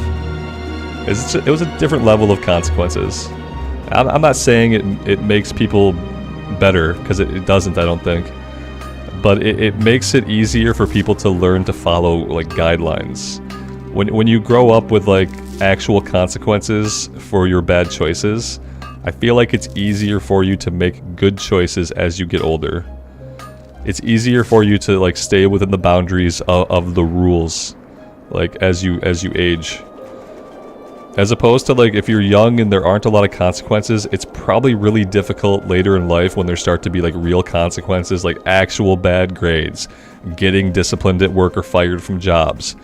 Like I feel like when you don't have a lot of discipline as a kid, it's gonna make like the rest of your life more challenging than it needs to be. That's my biggest worry with James, is that like, it's great, he's really smart, he's much smarter than I was as a kid, he's probably more capable with some things than I was, he's less capable with other things. But I worry that, you know, when there are real stakes later in life, he's gonna have a harder time like staying within the guidelines of what is acceptable and not just doing what he wants. That's the biggest worry.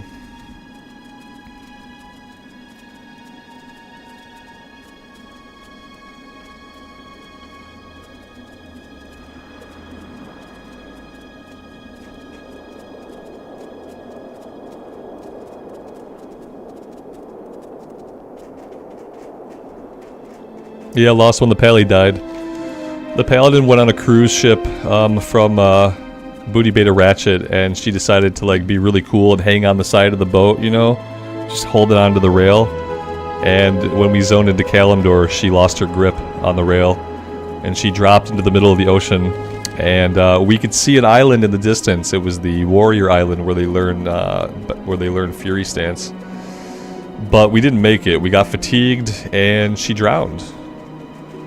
It was like the most realistic death I've had in hardcore, where like I could like a person in real life would die that way. They'd be having fun on a boat, they'd be hanging over the railing, thinking everything's good, their palms would get a little bit sweaty, they'd hit some chop in the waves, they'd slip, they'd fall, they'd go under, they'd get sucked under.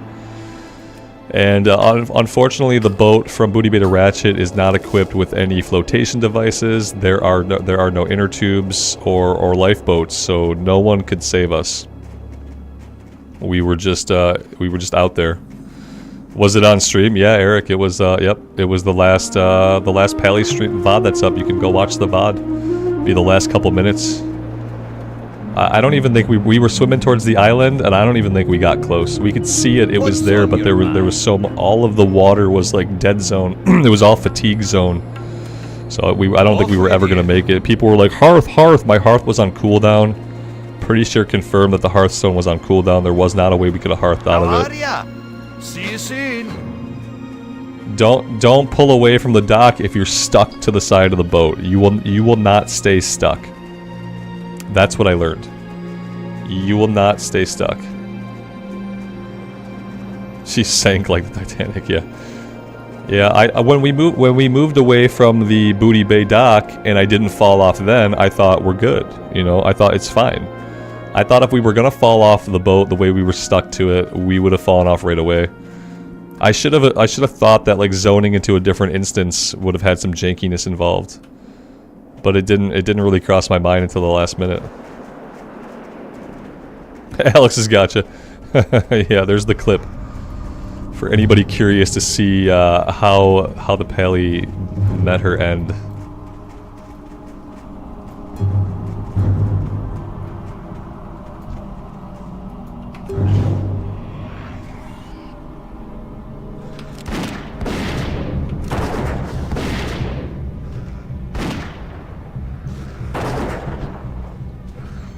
Jay, hello from Michigan. Welcome to the stream. It is going pretty well today. We haven't gotten any characters killed yet, so it's better than yesterday.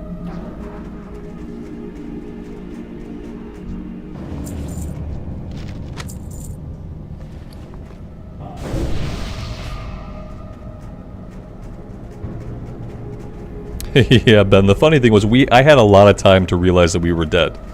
It wasn't a quick death, okay? It was like a slow death, and it was just like the realization was able to set in. I usually laugh when I die. I think the one time I was probably pissed off when I died was the first Orc Warrior on the official servers on Skull Rock. But I was mad at myself. Because I let a troll distract me, and I got killed. But that was probably the only time I've done anything except laugh hysterically at my own stupidity. I'm pretty accepting of the fact that I'm an F-up. You know, I've been that way for most of my life. So when I do F-up, I'm typically pretty accepting of it. Because I'm used to it. It never comes as a big surprise to me.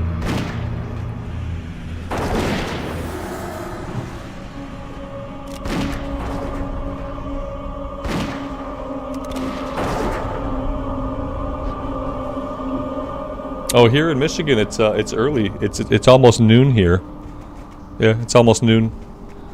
I usually start streaming around like 10 or 11 o'clock in the morning my time, which works out to be like afternoon and evening time for folks over in the EU. I did get somewhat close. It was hard to tell. I couldn't see if there was any actual land off the island that would not be causing us to be fatigued. Looking at the map, it didn't look like there was. It seemed like we were close, but like, yeah, we didn't have any other tools to help us get there. If she had clung to the boat for like another couple seconds, maybe we make it, you know.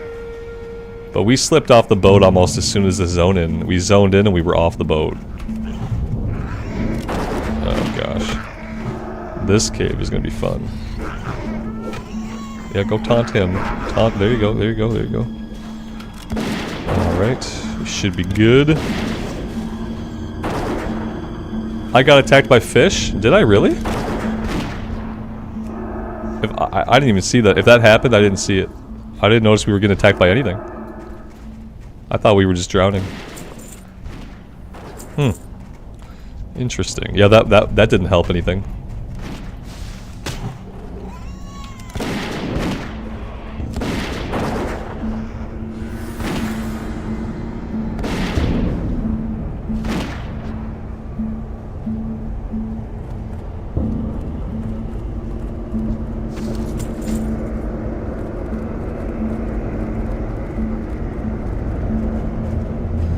Caves are scary and hardcore. Yeah, they're like they're a necessary evil though. Like you can't avoid them. There's too many quests that take you into caves.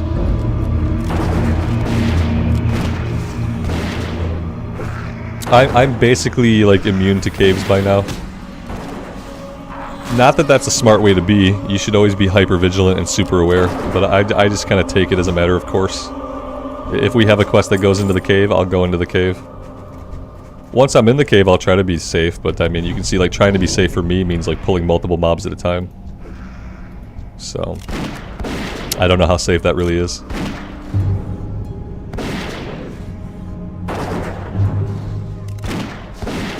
A lock summon would have helped. I need a lock and 2 other people just on standby in case I get myself into a stupid situation, they can summon me out of it. Yeah. Like, yeah, you can't bubble hearth, but if you just got a warlock and a couple people just like always ready to summon you out of a bad situation, that could be a way to go. I just need to pay some people to just be logged in and ready, like anytime I'm playing, so that they can get me out of a bad spot. I want to fight this named guy, but okay, yeah, these 2 we can handle. Oh shit! No, I need the pet to pick him up. Okay, there we go. How am I enjoying the hunter so far? I am enjoying the hunter so far. I am enjoying it. We're not long after the point where we have our pet. Like getting 1 to 10 was really hard.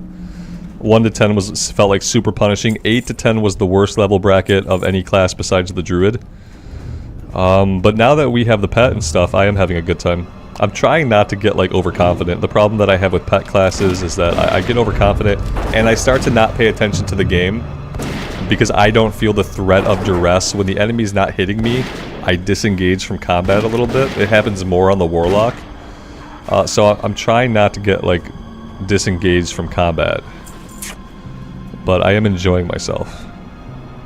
It's definitely, it's much more fast-paced than the paladin, so... It feels more fast-paced. Like, kind of, it's the same thing. Like, a lot of what you're doing is, like, you're simply relying on auto-attack, sort of.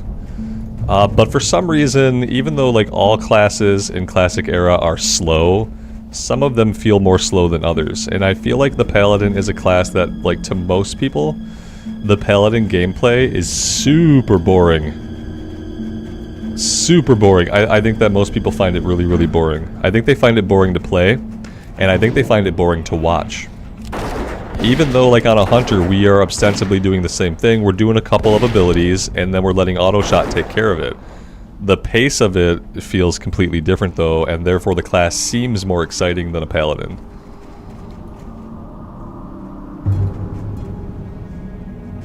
I need to hit the mobs and let them hit me, Alex? Yeah, you're probably right. Or I could never get hit, and I could never have to melee. We have options.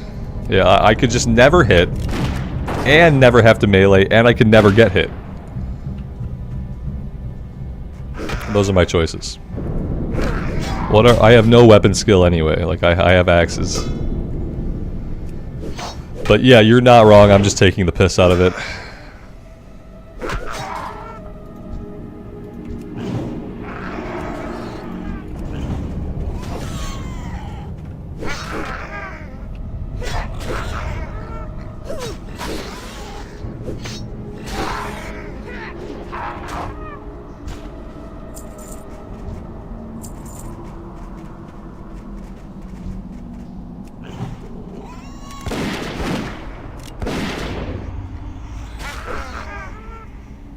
For the Alliance or for the Horde?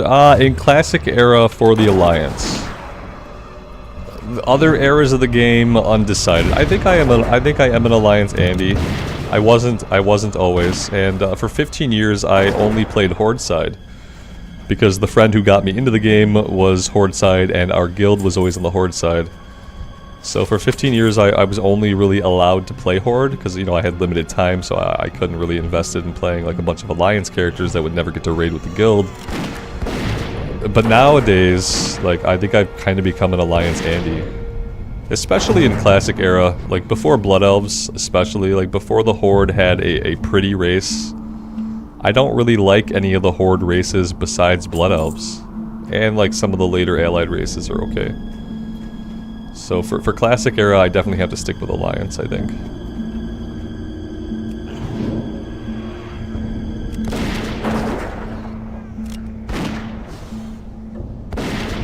Alex, you're not wrong, but I'm still gonna live in denial of that for a little while, okay? Oh shit! here's that time you're talking about, yeah. I think we can take these guys.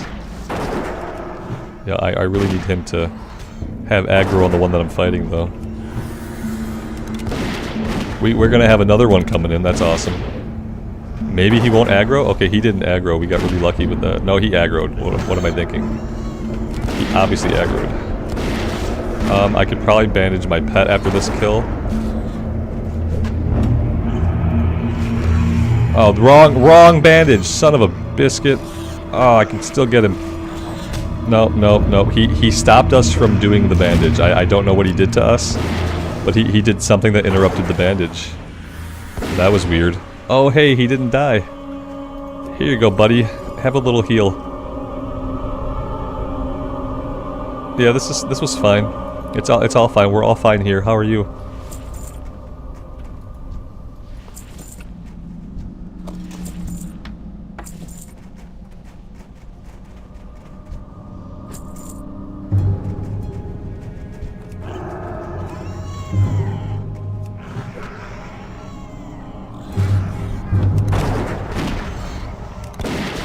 I do have Men Pet. Yeah, I do have it. I thought that maybe bandaging him in the moment would give him more HP than Men Pet. Is Men Pet a better option than bandage? I just didn't think Men Pet was going to do a lot, but maybe it will. 20 health every second while you focus.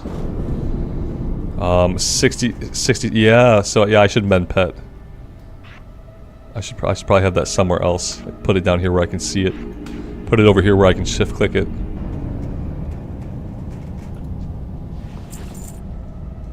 I will point out though that I killed 4 guys, and not only did I not have to attack them with my melee weapon, I also did not get hit.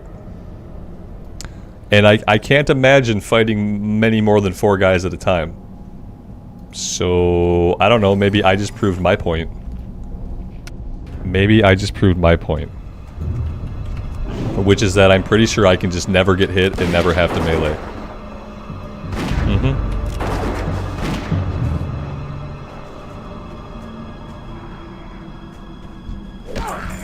Damn it. Damn it. Okay, I'll let him hit me a little bit.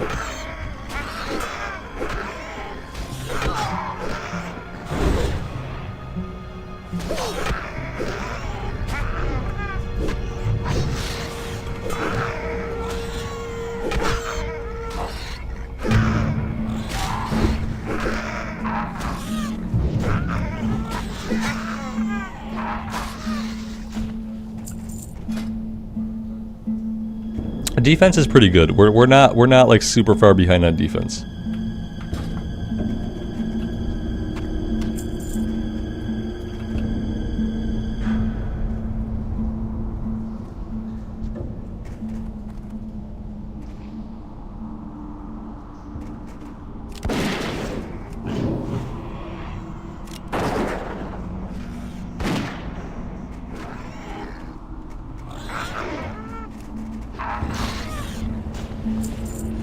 It'd be too hardcore, yeah.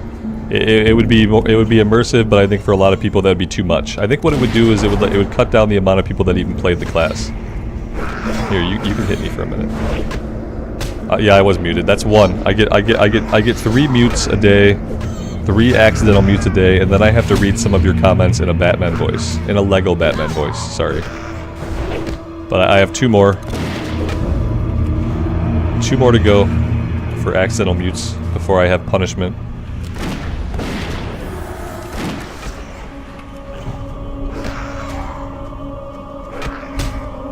Taunt! Thank you.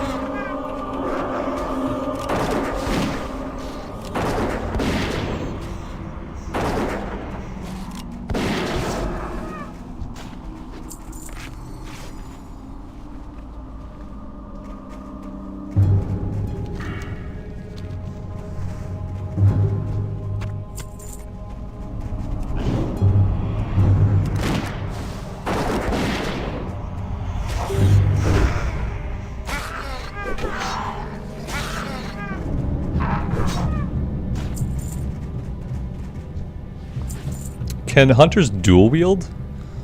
Do hunters get to dual wield in Classic?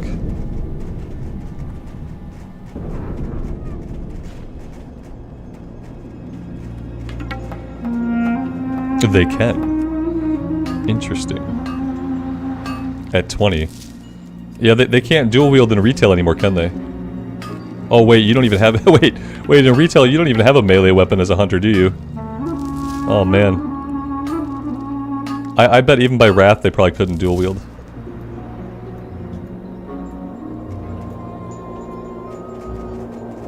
I have a Burning Crusade hunter, a Blood Elf hunter that I played during the original Burning Crusade. And he's on the Karn server, which is like a US Central Time Zone server. And that character has been sitting there not logged in so long that he's in Outland and he has two swords equipped. And the retail wants me to do that little thing where they upgrade the character's gear and stuff for you because you haven't played him in a while, but I'm never going to. Because on my login screen, I have a Blood Elf hunter in the Burning Crusade era who is wielding 2 one-handed swords. And that's retail. That's a retail character on a retail server. And as long as I don't ever log him in, that's how he will always appear in the character selection menu. He will always be sitting there. He'll be a hunter in retail that has 2 one-handed swords equipped. And I'm never logging him in.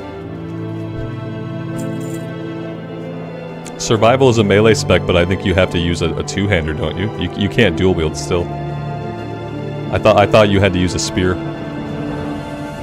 I played a hunter for a little while. I tried to go survival and I did for a bit, but my guild kind of shamed me into going back to marksmanship. Or beast mastery rather. It has to be a 2-hander, yeah. Yeah, I think the melee hunter idea is really cool. I was really excited when they revamped survival and made it, but they never made it a viable spec. It has always sucked, and it's always been a meme spec, and that's really super unfortunate because the gameplay of it is pretty fun. Safe travels.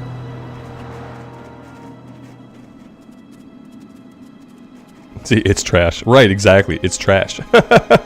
That's the whole point, is that they could make it good, but instead it does garbage. I liked playing it. Like, I enjoyed it. I liked that it kind of relied on bombs. Like, some of your abilities were bombs that you would toss. But yeah, eventually my guild made me just go Beast Mastery, which was fine. Beast Mastery had a really simple rotation for retail, and a simple rotation is what I needed.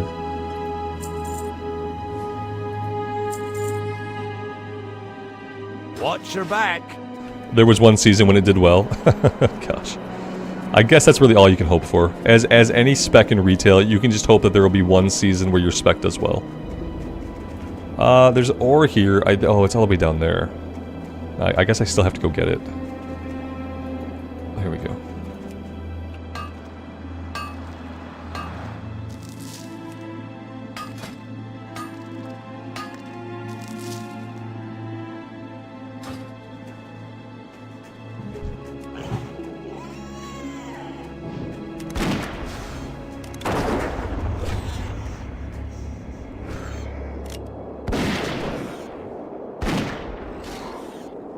Elite pets give you extra pet stats? Do they really? Interesting. I didn't know that.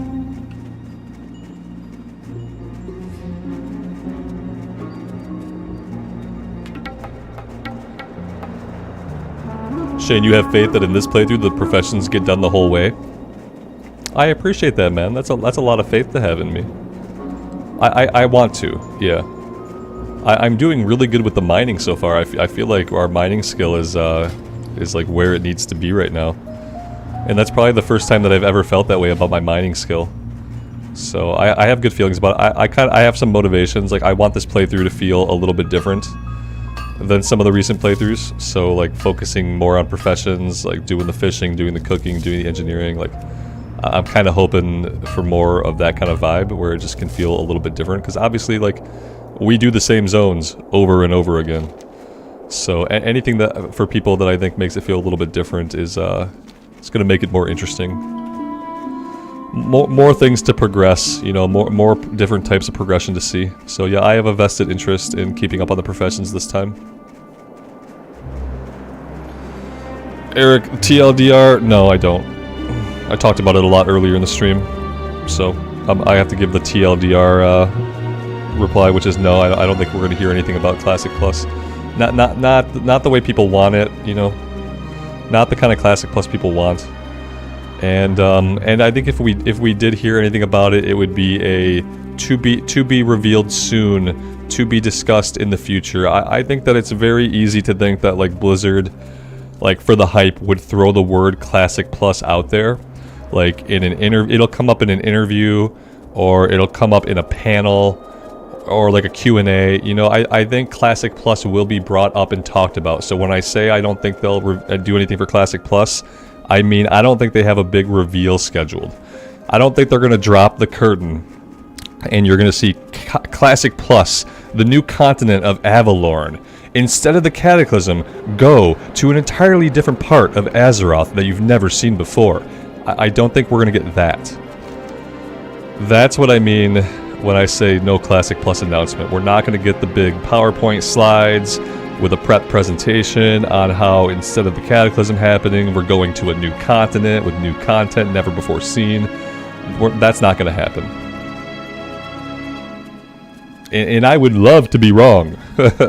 Next Classic Plus question gets the banhammer. Nice, Alex. I'll pin a comment to the top. No, I don't believe in Classic Plus.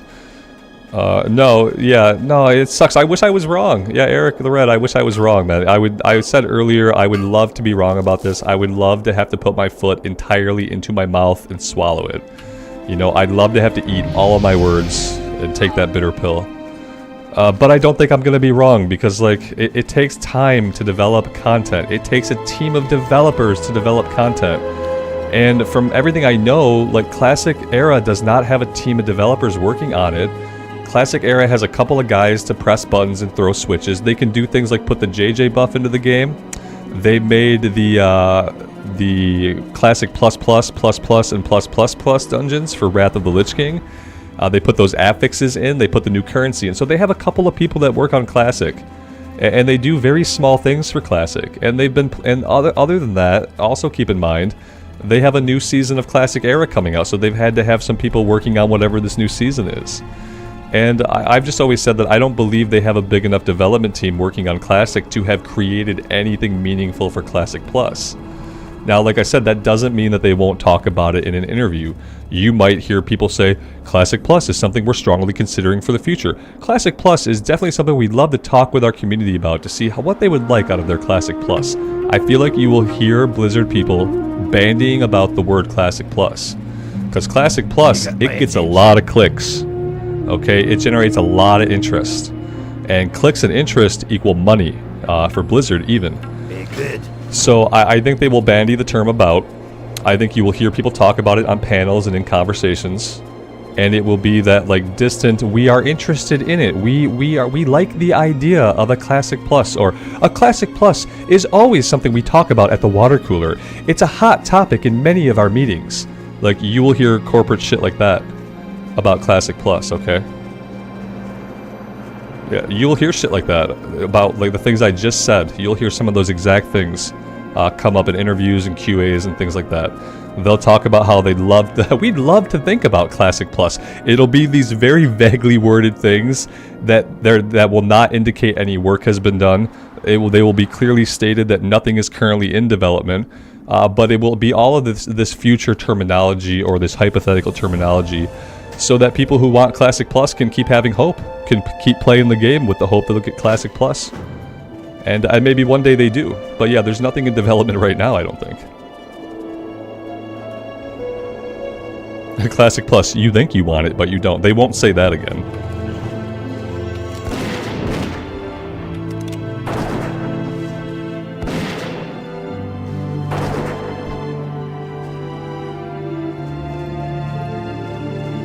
Jay, what's this server like? Is it a dead server? This is not a dead server. This is a very populated server.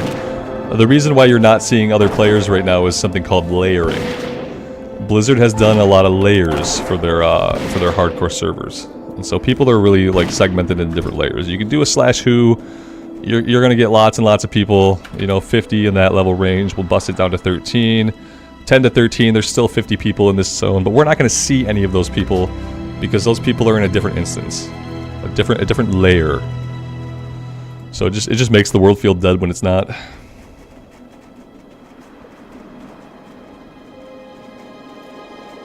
And 2049 people will still be waiting for Classic Plus, probably. And we love layers, yeah. We love layers around here. Did I not get the item? I could have swore I killed this guy and looted him. Am I just losing my mind? Oh, I didn't loot him! I killed him, I didn't loot him. Loot! Thanks, Andy. Yeah, no, we got layers because of crybaby people with a bloated sense of their own time value. You know, people thought, you know, I can't play this game if I have to get on here and compete for mobs. I have a life to live. I have 3 jobs and 8 kids and 6 wives. I don't have time to get on here and compete for mob pulls. I don't have time to compete for tags. I don't have time to compete for Oats and Westfall. I can't do this. I need to play my MMORPG alone, so that the game values my time. And so because of those very vocal people, we have 27 layers. Everybody gets a layer. And every once in a while you'll come across another person. Talk to me. But yeah, for the most part the world seems empty now. Watch, get her back. On Bloodsail Buccaneers it was never empty, because there weren't layers. There were just tons of people playing all the time. This is not the way to go. No, we have to actually go back through the tunnel and get out of here.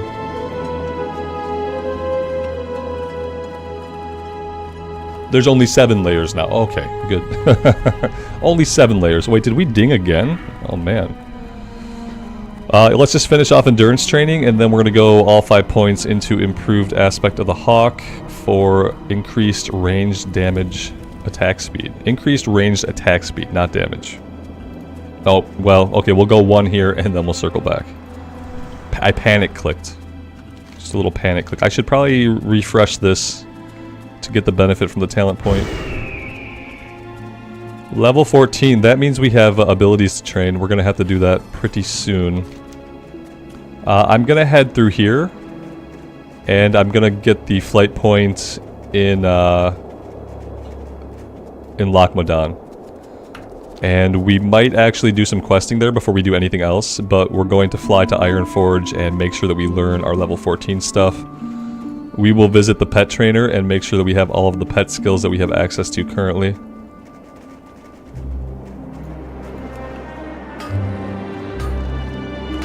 Alex, you'd have gone into improved aspect of the hawk first? Yeah, I felt like the way to stay alive might be to keep my pet alive. So I just thought maybe I'd help the pet out and give him some more HP. We will go full into aspect of the hawk as well. There's nothing in the second tier that I really want. I don't want this. I don't care about aspect of the monkey. Thick hide would be a nice to have. I'll probably grab it later on. Improve revive pet seems handy, but early on right now I don't care. And so yeah, I'm going to go 5 into both of them because the second tier for me is kind of a wash.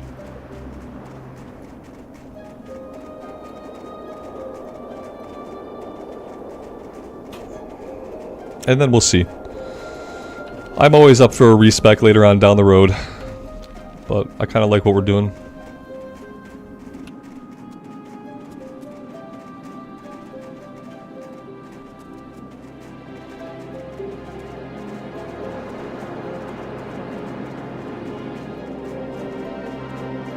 The hunter's always one of those classes where I get lots of advice on the hunter. I get lots of advice on the hunter. Ultimately, I'm just going to do my thing with it. I appreciate the feedback, though. But ultimately, I'm going to do exactly what I just said. I'm going to go 5 and 5. I'm going to skip this tier for now. I'm probably going to come down here and get Unleash Fury for the damage. I'm going to go into Ferocity. Like, that's what I'm going to do. And it doesn't mean at some point I won't do a respec, but that's what I'm going to do for now. And we'll just follow this down, and then whenever I can, whenever we hit like a lull or I'm not pushing for anything, like maybe then we'll circle back and we get thick hide. I don't know, but yeah, I'm gonna do exactly what I just described. But I do appreciate your guys' feedback on the hunter class. I understand that I'm a noob to being a hunter, and that's like bound to frustrate some people. The hunter and the rogue, I think, are the classes where like when I don't play them a certain way, people get super frustrated.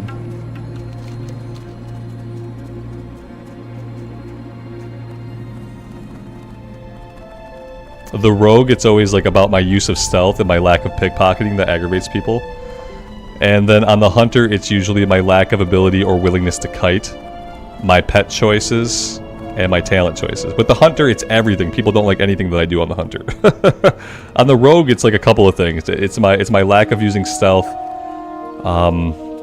Yeah, mainly that. But I get more feedback on the hunter class than any other class that I've played. I bet it would be, if I played a warlock long enough, it'd probably be similar on a warlock.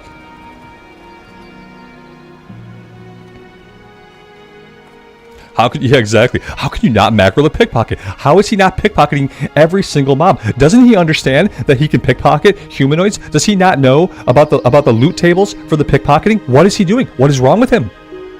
Right, that's basically it. See you soon.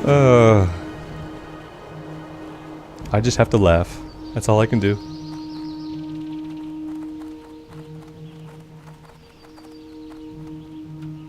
You're gonna try a survival hunter in hardcore? It should be good. I don't know. Yeah. You listen. If it's hardcore and the point is to survive, you would think the survival hunter would be able to do that. And if they can't, if you can't survive on a survival hunter till 60, they should have to rename the spec. Obviously, if you go into survival hunter and you don't survive, they should have to rename the spec. Because listen, you didn't survive. So what the hell? What's the deal?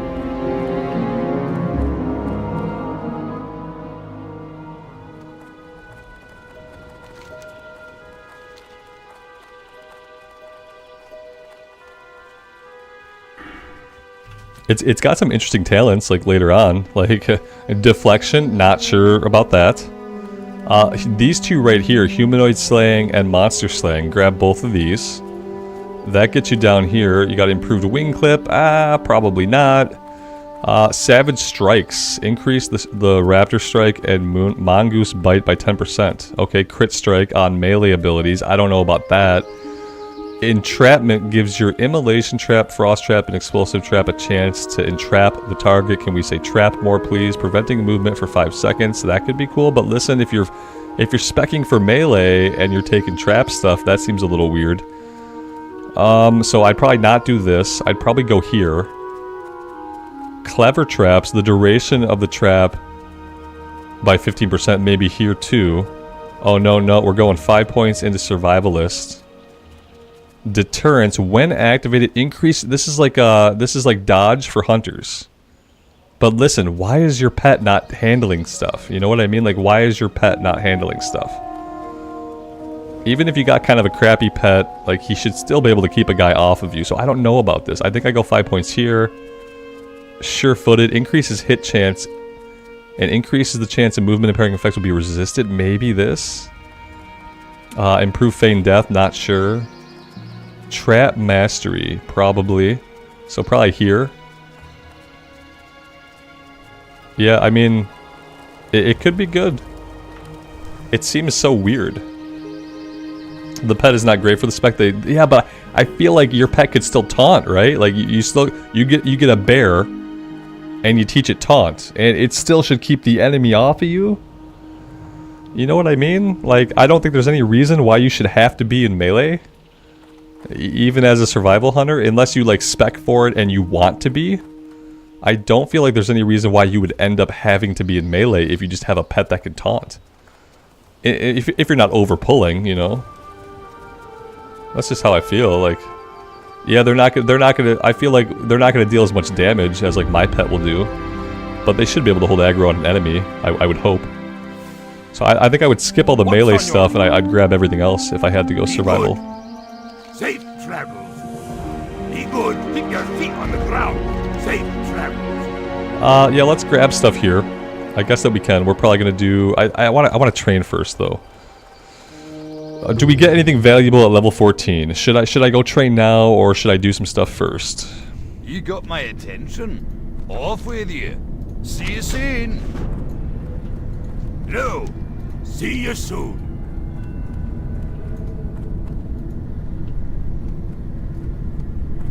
This is where Alex tells me to get the what's training add-on. Get what's training. That will tell you. It will tell me. I should not rely on other people to tell me. Let's see. Is that what the add-on's called? It's called What's Training. Let's go to Classic Era. Oh, I got lots of updates I need to download too. Sorry, I'm looking at CurseForge right now. Let's see. What's Training? What's Training? There you go. Install. Let's reload.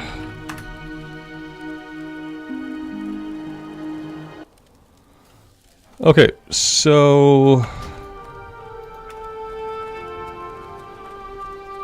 Okay. So it's in there now. It exists. I'm getting some weird graphical stuttering. That was weird. I'll blame all the add-ons. And then add-ons... I don't see it here. How do I use this add-on? What can I train? Okay, I figured it out all on my own, chat. I figured it out on my own. We are level 14. Available now. Okay, I don't need any of this stuff. Available at 16. Immolation Trap, Mongoose Bite, Raptor Strike. I'll do it for Immolation Trap, I guess. Although same thing, I don't really need that. Level 18 looks better. Yeah, I mean the pet could probably stand the train, but I don't know, it's probably not necessary. What's on your mind? Off with you. Watch your back. Eventually we'll do that breadcrumb, so we'll train then. For now, I'm gonna start working on the quest we got going.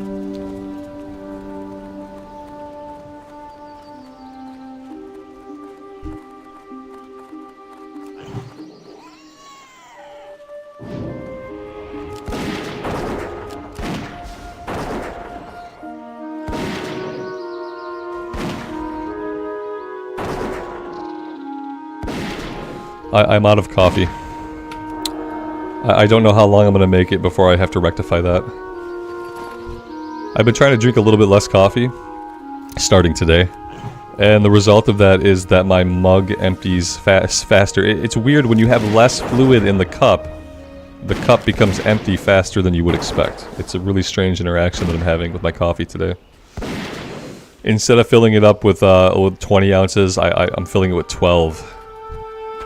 And it isn't the same.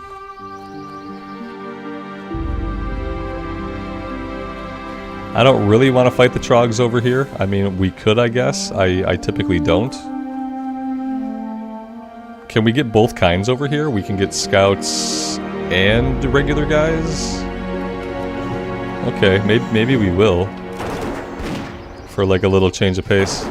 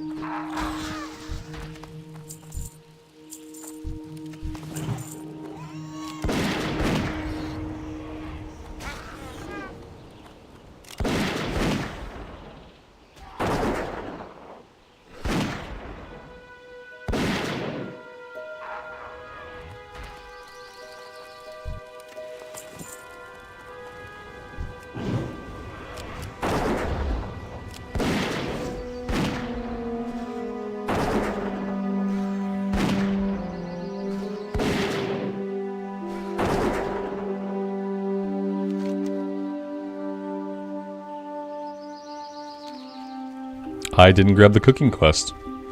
How dare I? Before I start slaughtering all of the animals and not collecting any of the bits I need, let's go actually grab the cooking quest. Oh, although you know what? I bet they drop the items regardless of whether we have the quest or not, you know what I mean? Like, I bet we could farm up a bunch of the animals here, then go grab the quest and have it already be completed. Because it's like generic animal parts that are vendorable. But we'll grab the quest anyway, just to be sure. But I'm pretty sure it wouldn't matter if we had it or not. We'd still be able to collect the items.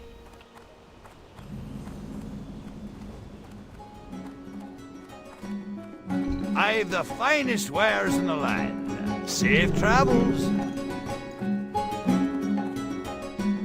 I've the finest wares in the land. Yeah, see, we already have one of the spider ichor.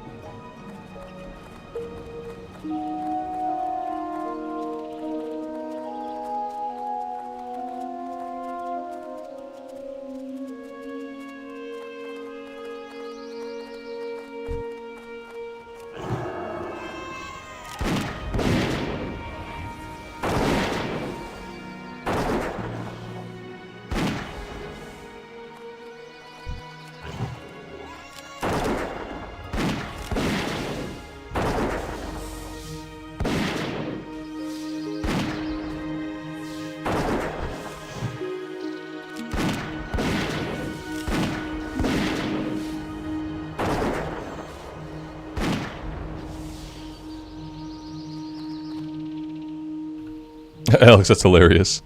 He's trying to stop you from tagging him, so he over-pulled. That'd be a funny way to see somebody die. If they were just trying to tag everything in the area so you couldn't do it and they just got themselves killed. Seems like that would be like instant karma.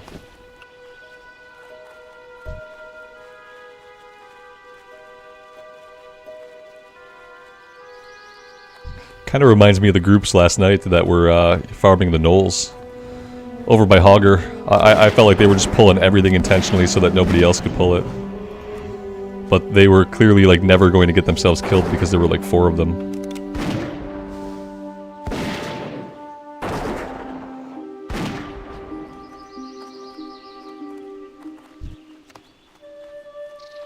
It's why we need more layers, you know. Obviously, we just need to make sure that everybody has their own layer, and then that way we don't ever have to worry about it.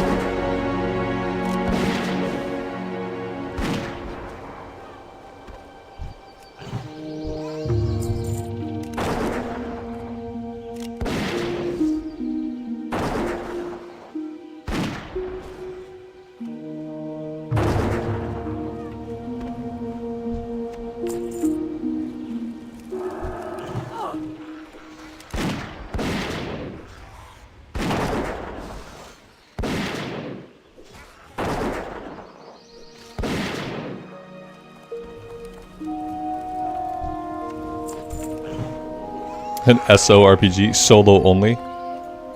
Solo only RPG? Is that what we're talking about?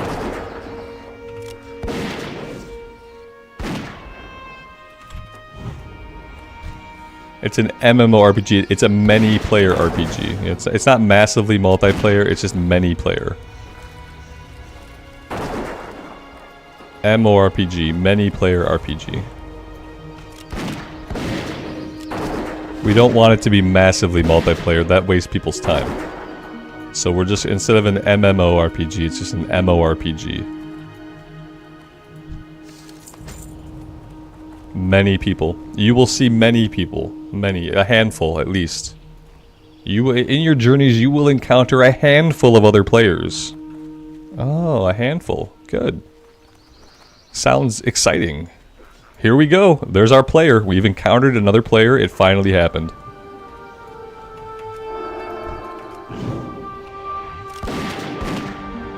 Mendy, good afternoon. Welcome to the stream.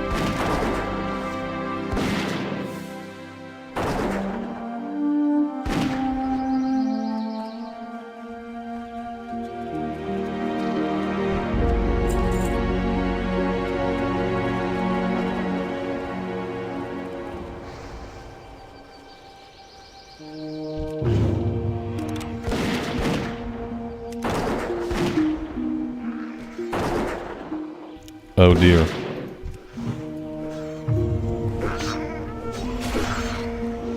This is where we abandon our pet. This is, well, I mean, you guys, nah, we probably can't take it, can we? We'll kill a couple of them, but I think this is where we run away.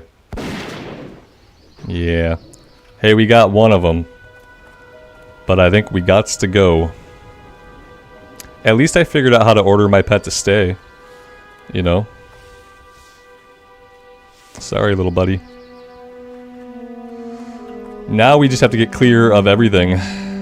Which we're not yet, so... Oh, look, hey, somebody back there is fighting them. Somebody has engaged them. Oh, hi there. Where are the rest of your friends?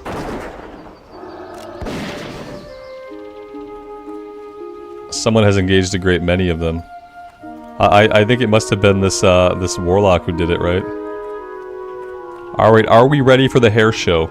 Get ready, everybody. Here we go. Yes, at least we get to see the pigtails again. Exactly, exactly.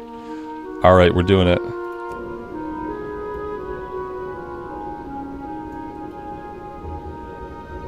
In all their glory.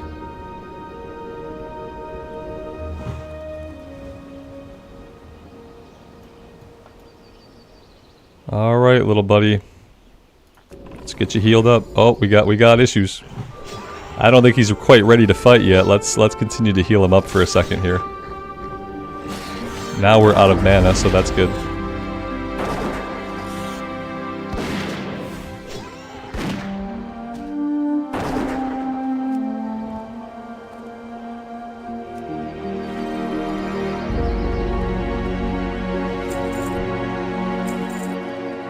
I think we have guys back here to loot. I'm pretty sure the warlock killed the ones that we didn't.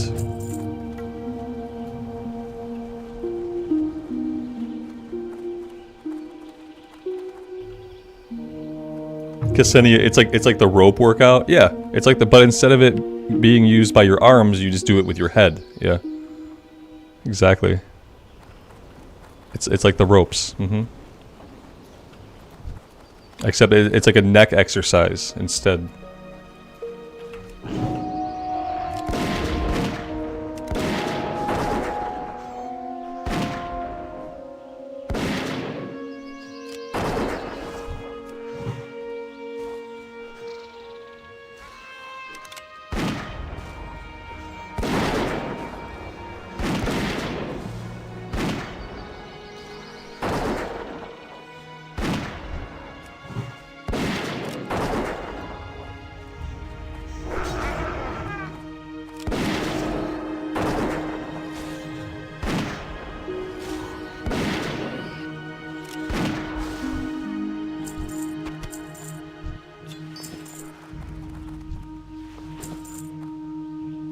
I should tame Princess. Could I tame Princess? I mean, she's not an elite, but she's like a named mob. I have a chest back here that I kind of want. And there's a mining node up around the corner here.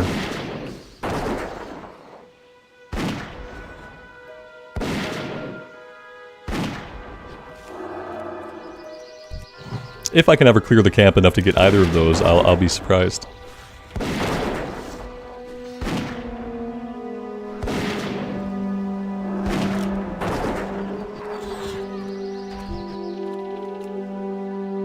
I have no inventory, so yeah. I hope there's nothing good in here. Okay, now I have 0 inventory. Let's come up this way. I'd like to mine this, but if I don't... Oh, it's tin. Oh, I need that, actually. I need that, and I'm not going to have space in my inventory for it, so we'll drop that. That was a good time for the pet to level up. I appreciate that. He got all of his HP back there. Drop the haunch of meat. And we should be good. No feigned death yet? No, not yet.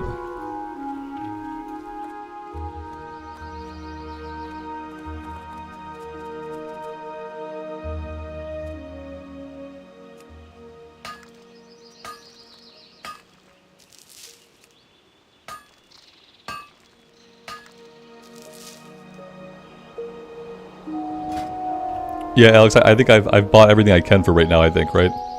With my TP. Yeah, I think I'm good for now. Once we go to the trainer, I think then I'll have more. But for now, I've trained everything up as far as I can. I would love to loot these guys. Let's see if I can get down there and loot them. Inventory is a terrible issue for hunters. Yeah, having to have the ammo bag is a big detriment to having a clean inventory.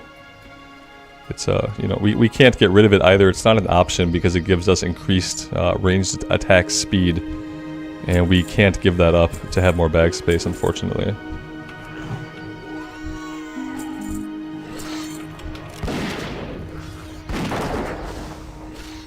Shane, I was thinking about that exact moment.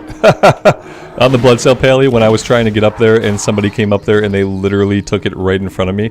Yes, I remember that. And the reason I remember it is probably the same reason you remember it, is because it was one of the few times when I actually became, like, angry with another player in the game. It was one of the rare times when, like, what they did actually managed to piss me off. That's why I remember it, and it's probably why you remember it too. Because yeah, I definitely thought about that as soon as I went up there to get. I'm like, this is that tin mine that guy took right in front of my face. The feelings were still there deep down inside me. I need to get back to town. Yeah, I can't be out here with a full inventory, and town is super close, so there's not really any excuse to be out here like this.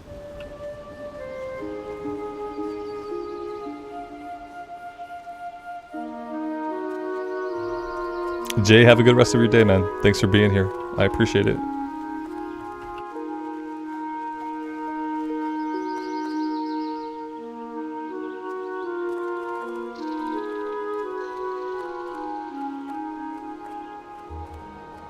Yeah, we had that same problem where they kept respawning, and finally I cleared through all of them. I climbed up on the hill. I was trying to figure out how to get up the hill and get to the node, and then he just swooped in and took it. He knew what he was doing. What can I get for you today? I think he tried to say something to me in /say also. Like, I feel like he tried to communicate with me afterwards in some way. That probably would have just enraged me further. I should save this. Oh wait, we can't equip maces, right? We said no maces for the hunter. I won't save it. I'm not going to sell any of the animal bits because I need them. Well, no, all we have is spider ichor. Anything else we can sell right now. Tiger's eye I'm going to hang on to. Stone teeth I need. Spider ichor I need. Spring water I don't. Spider legs I don't.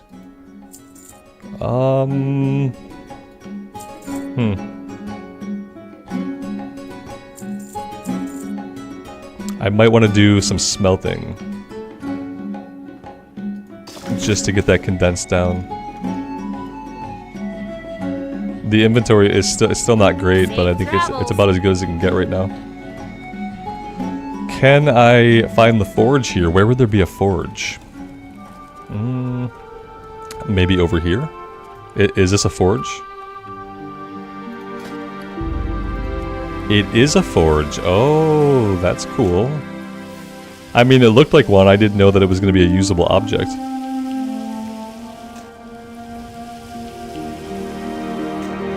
Now, the purpose of this is that the bars stack to 20 and the ore only stacks to 10, right? So if I smelt all these, I will have saved half of the inventory spaces. Make powder with the stone and send it to my bank alt. Fair. What am I using the powder for, like, long term? To make dynamite, I guess, but I can't skill up off that anymore. Oh, it stopped my smelting. That was incredibly rude of it. Can I not look at both of these? I can't look at two windows at the same time. Oh, that's incredibly frustrating. I really wish I could let this run and then I could open up my engineering and I could, like, check out my engineering stuff, but apparently we can't do that. I cannot have two crafting windows open at the same time. What a shame.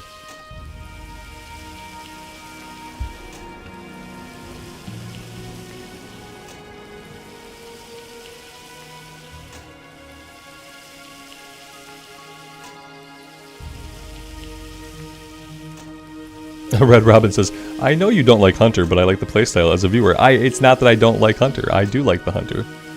If I didn't like it, I wouldn't play it. The level 1 to 10 was really hard. There are things about it that I might never do in the way that people want me to do them. But I do like it. I am having fun with it. It's not one of my favorite classes, but that's because I haven't played it a lot. Yeah, but I am enjoying it. I'm enjoying it a lot more than, like, say, a Warlock. That I typically don't really enjoy, like, any part of.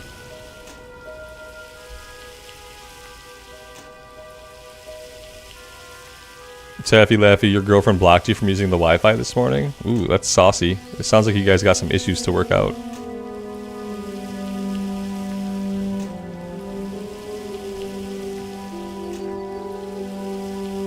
Warrior is my favorite class, yeah.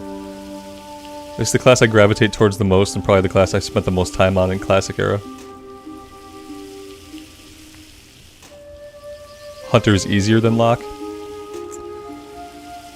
Yeah, I mean, I feel like for me they're the same. For me the Locke's 1 to 10 was a lot easier than the Hunter's 1 to 10. And I feel like I did the same stuff on the Locke. I remember one time in Tearsfall Glades we fought like 4 or 5 guys up near one of the towers. And I was like, I got midway through the pull and I realized that we were powerful enough to do it and that it wasn't going to be a problem. Yeah, I think the concept of multi-dotting, if you're like a newer player, then yeah, sure, like the concept of doing like multi-dotting and stuff like that could be more complicated than a hunter. But yeah, it felt basically the same for me. The hunter feels more action-oriented. Just it's the illusion that the bow creates, since the bow is firing off constantly. It creates some kind of illusion of like action, you know.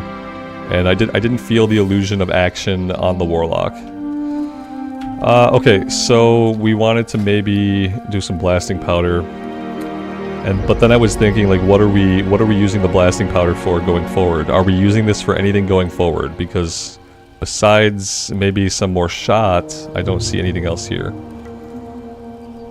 I can make it. I can't do anything else with the rocks, so I could make some copper bolts, and then we could make some more bombs.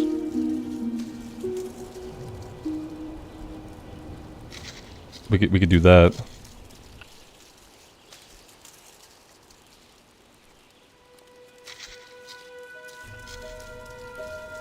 Marson, good evening to you. Welcome to the stream.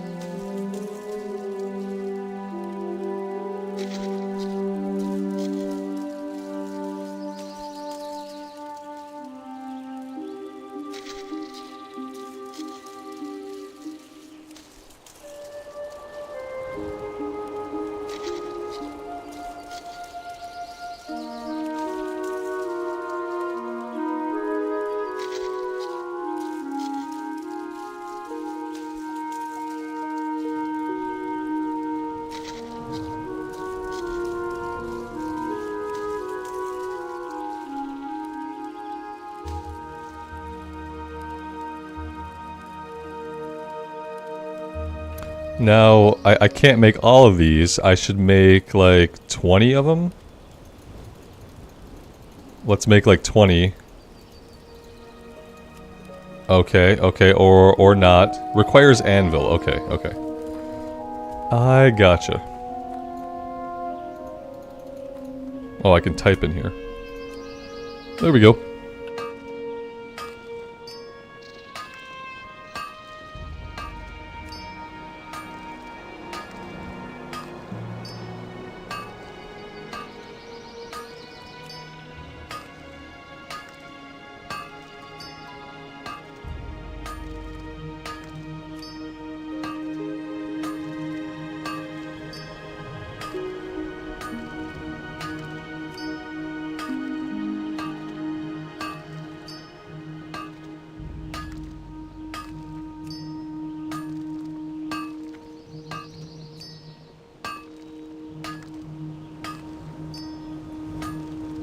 Maybe we will fly to Ironforge. I'm pretty close to maxing out engineering. If we get like 10 points off of crafting these copper bombs, then we're gonna be maxed out. So maybe I do have to go to Ironforge.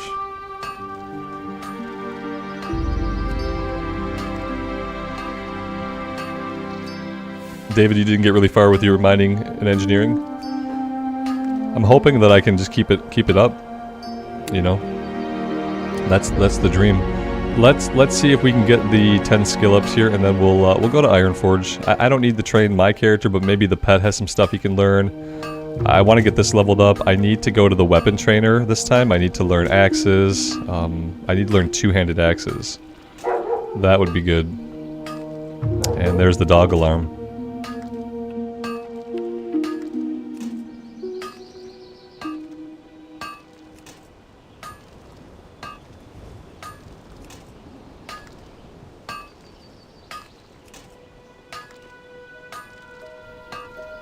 Yeah, and the thing is, like, for me to do professions, it has to be okay for me to kind of do it like this, where, like, every once in a while we stop in town and we work on professions. Like, when I try to do it all at the beginning of the stream, or I try to do too much stuff where, like, I'm mailing stuff to my bank alt, or I'm shoving stuff in the bank and I'm not using it right now, when I do too much stuff like that, I kind of disengage from the idea of working on the profession at all. So I think for me to continue to work on the profession, I have to make frequent stops where like we're back in town and we just do all the crafting that we can. We get rid of the stuff from the inventory once we're done, and then we keep going. Like where I usually go wrong with the profession is honestly where I start shoving stuff into the bank. I start mailing stuff to myself. I never go to the bank. I never get the stuff from the mail. And then, you know, it's 15 levels later. I've mailed myself a bunch of mats that I've never used. And then I can't stand the idea of sitting in town for 2 hours, letting all the bars run from the left to the right, from the left to the right. And then I just stop doing the profession. So I think for me to do it, I have to kind of do it as we go. And just work it into part of the journey where like, hey, we're in town, let's stop here for a sec, let's do some professions, then let's go back out. And so as long as that's okay, and we can do that and take that time, then I think I can keep working on it. But I'm kind of starting to recognize like some of the places I go wrong when it comes to working on professions are those best practices like dumping stuff in the bank and stuff like that.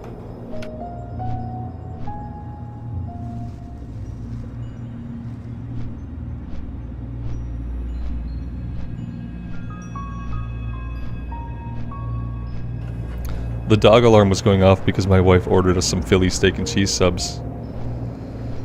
So I'm probably gonna eat this sub.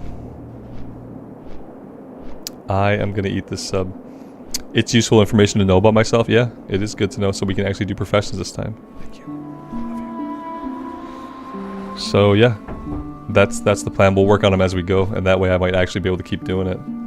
I am probably gonna turn my camera off here in a minute as we do some stuff at Ironforge. I have a little bit of running around to do, and then we'll be back on a flight back where we came.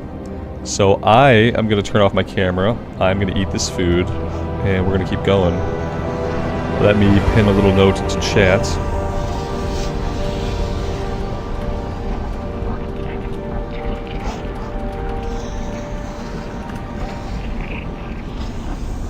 Boop. And I will do the running around here, and I will try to eat, and I will see you guys on the flip side.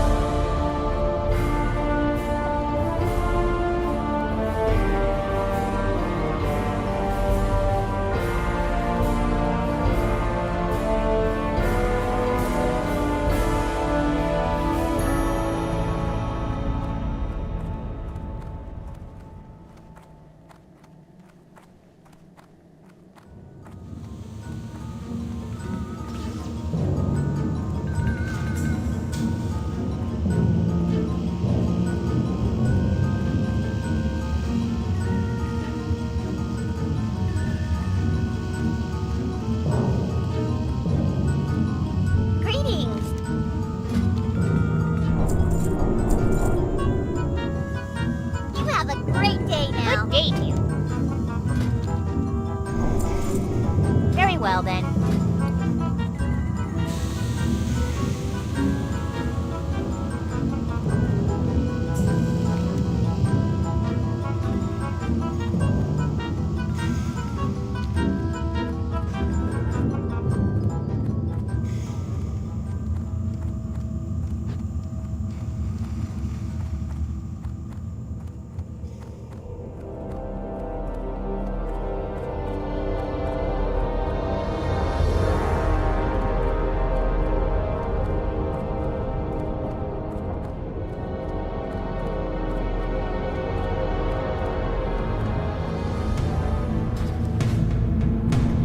What can I do for you?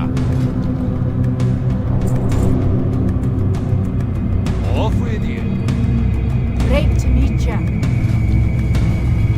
Keep your feet on the ground. Welcome.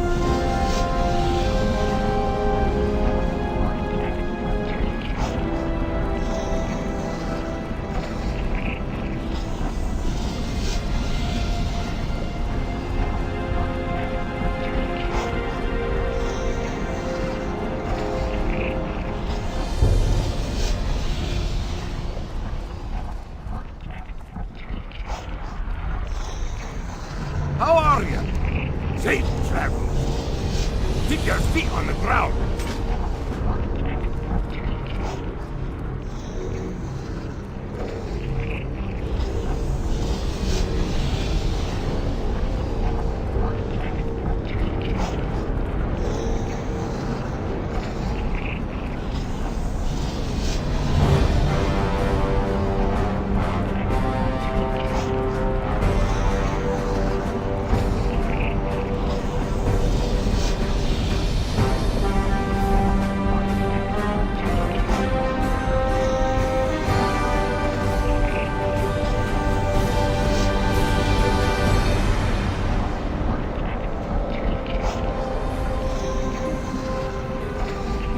What can I do for you?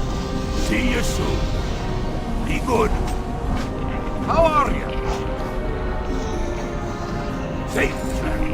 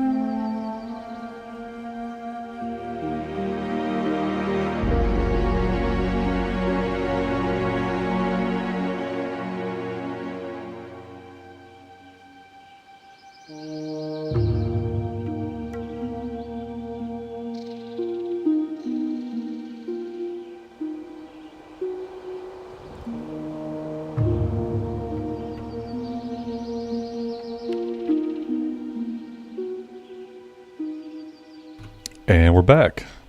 Thank you guys for hanging out. I appreciate it. I will remove my pinned comment immediately.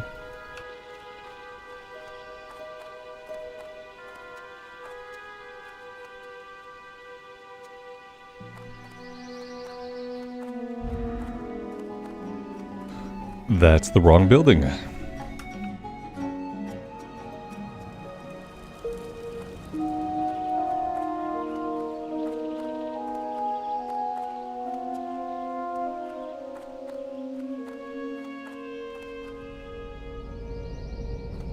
Aye. Safe travels. Watch your back. Well, that was a free 1000 XP just for being a miner. That's actually really good. Alright, now we can head out. We have 22 empty inventory spaces. I have all these bombs I don't need. I don't mind keeping like one of them, like a stack of 10, you know. But I don't think we need all of them. What's on your mind?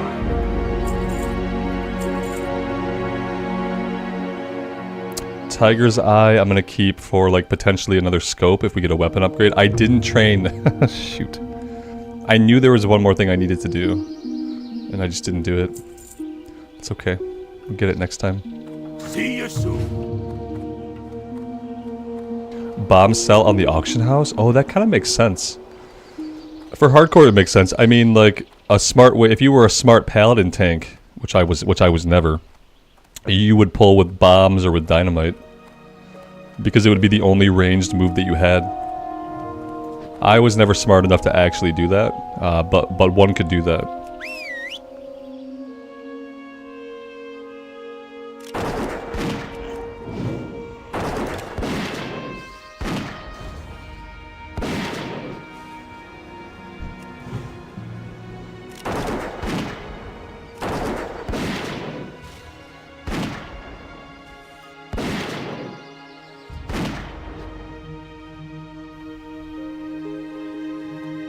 Jess, have a good rest of your day. Thanks for hanging out with us.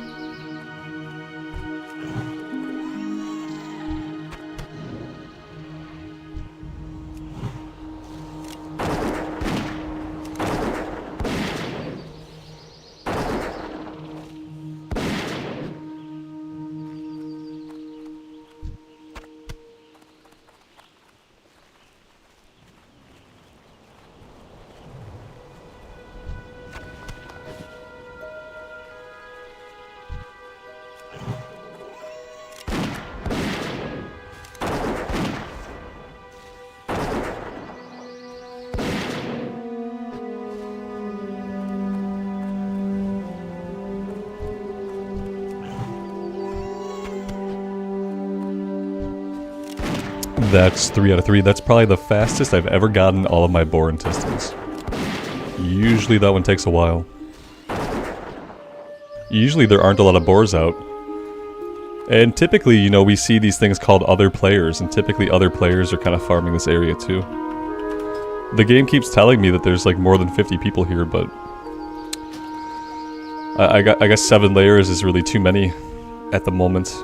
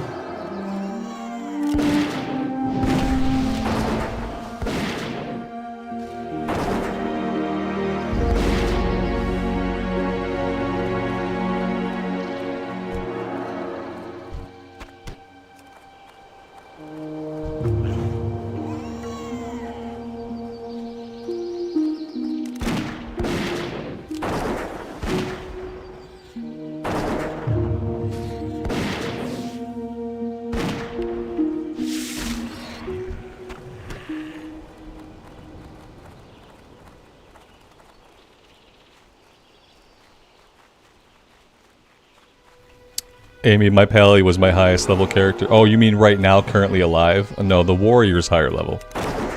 Now that the pally is dead, the warrior is technically my highest level character. This was a new character yesterday. And what happened was I got the pally killed, then I got on the warrior, and I almost got the warrior killed immediately upon playing it. So I immediately stopped playing the warrior, my now highest level character. And we made this character instead. Yeah. And the warrior is only like level 25? 25, 26. But sadly, yeah, with the death of the Pally, they are now my highest level hardcore character. This character might pass them. This character might pass them up. We'll see where they're at with their rested XP. Well, they have several more days they can sit before they have maxed out rested XP.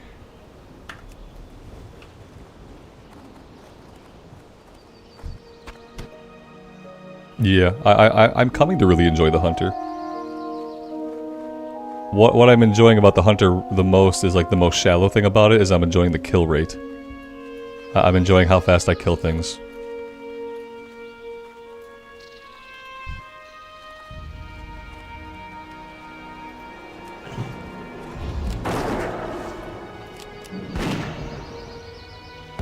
And I'm kind of enjoying how many enemies I can handle at one time. Like, the warrior can kill stuff really, really fast. But on the warrior, you can't just, like, willy-nilly pull 3 or 4 enemies. And I feel like on the hunter, I can willy-nilly pull 3 or 4 enemies, and, like, worst-case scenario, my pet gets killed. So I'm kind of enjoying that aspect of it, too. I'm waiting for people to start telling me that hunter is the easiest class in hardcore. Because that's what everyone liked to say on the paladin. Paladin's easiest class in hardcore.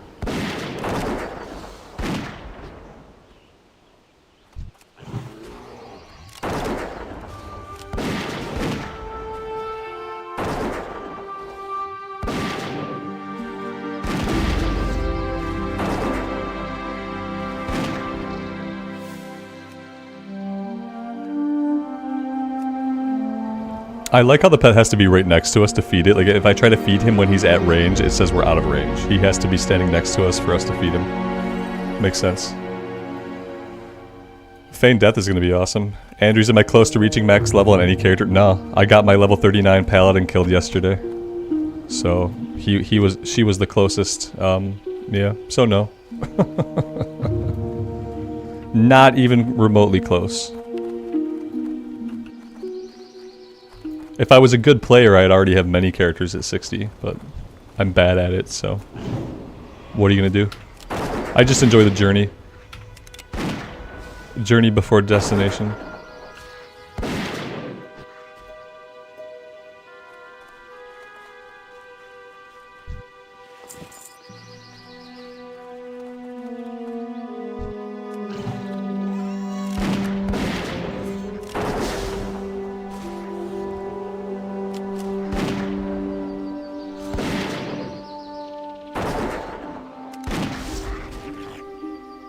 Lightning Spirit, good afternoon. Welcome to the stream. Thanks for being here.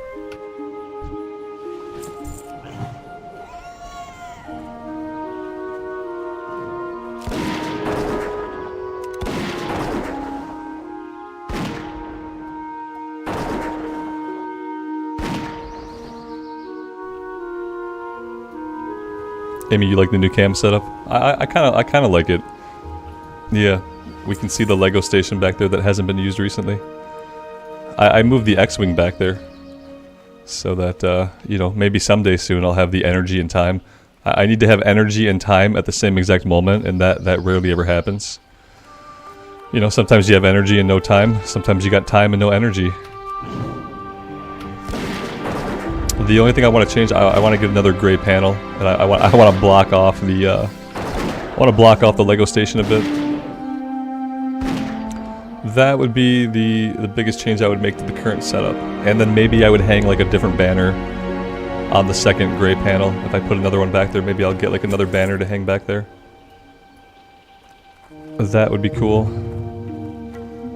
Future problems though. You can see my whole face, but I don't know if that's a good thing or not. Yeah, I did notice on the other camera angle there was often glare in my glasses, and I have the stuff built into the lenses that's supposed to like negate that. I forget what it was called, blue blocker or yellow blocker. But yeah, at the other angle there was a lot of like just reflection. I do notice that it's not as prominent now. I can still see it. But yeah, the lenses in my glasses were supposed to negate some of that effect, I thought. But they don't seem to.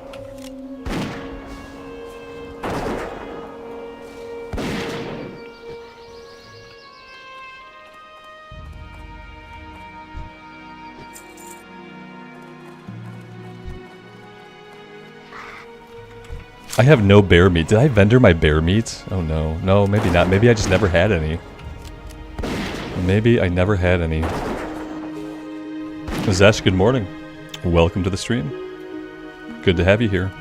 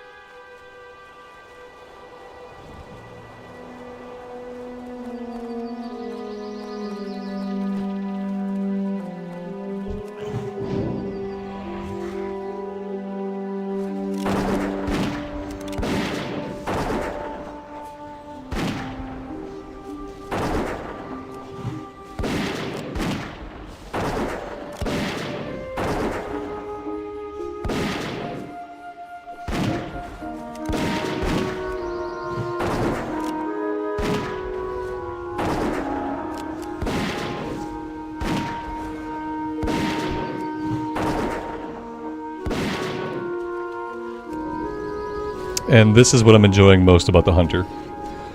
If I'm being honest, this is like probably the best part of the Hunter, is the ability to take on many, many, many more enemies than you should ever really take on in hardcore.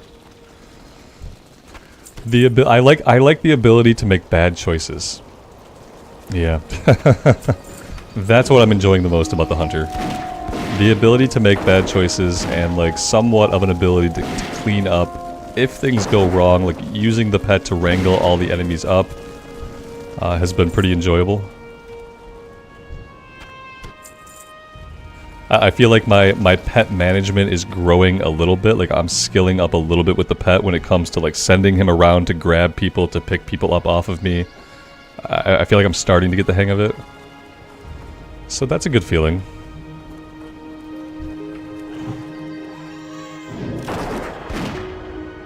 There you go, David. I hear Hunter is the easiest class for hardcore. You're playing a noob class because you're a noob. Can't be good at the game any other way. Right, exactly.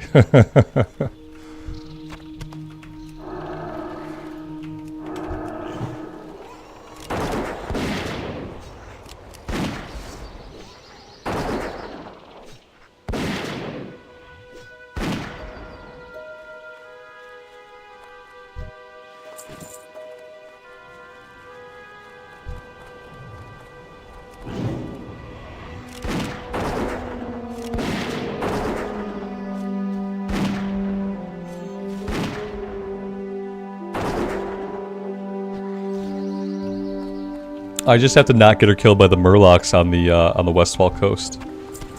That was where our last hunter died. Also was a dwarf hunter. Died to the Murlocs because of frost novas. Died because of an unexplained frost nova, and also like just I didn't have the control over my pet to send my pet around and like get all of the enemies off of me. Like, so I had a couple of enemies chasing me, and then I got frost nova'd. Had they all been on the pet and I got frost nova'd, I probably could have lived. But I didn't have any like pet management skills. Is there any reason that I'm playing with a boar? It can charge. Yeah, it can. I like that it can charge. That right there. I like that it gets right in there because like the other pets, they just kind of like casually stroll up to the enemy, and then you've shot the enemy, and then the enemy gets into your dead zone, and then your pet has it, but it's in your dead zone, so then you gotta back up. But with the boar going in right away, it prevents me from pulling the enemy into my dead zone and having to reposition. Otherwise, you have to send your pet in and then just kind of wait as he ponderously walks up to the enemy and taunts it. And so, yeah, I like the charge.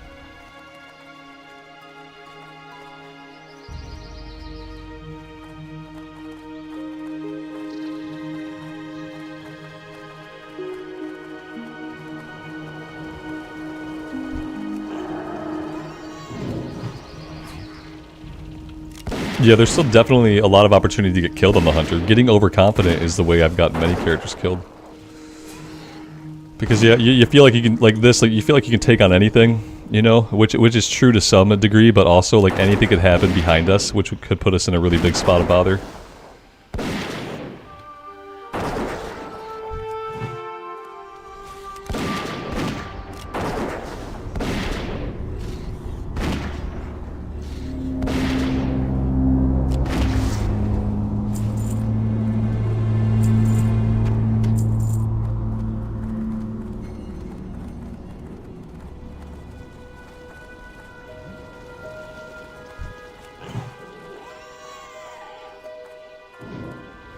Is he a tank as well? Yeah, he can taunt. So he charges, he taunts, he has pretty good armor, pretty good stamina.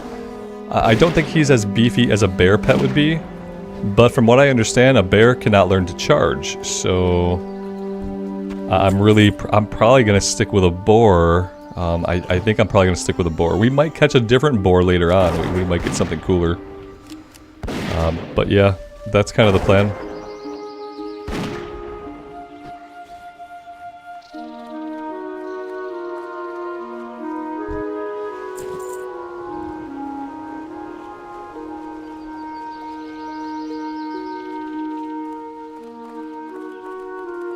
Yeah, it'll be nice to have our frost trap, and then if we do aggro something ourselves, we can lay down the frost trap and can run into it.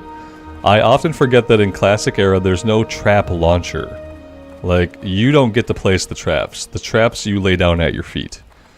And so, like, unfortunately, you really can't preemptively use traps in Classic. Like, traps are all, like, reactionary when the mob is on you. Even your immolation trap, for it to work, you have to, like, stage the pull, and you'd have to let the guy run to you to get the immolation trap to go off. As opposed to later versions where you can like launch the trap right at them, then that initiates the pull, you know?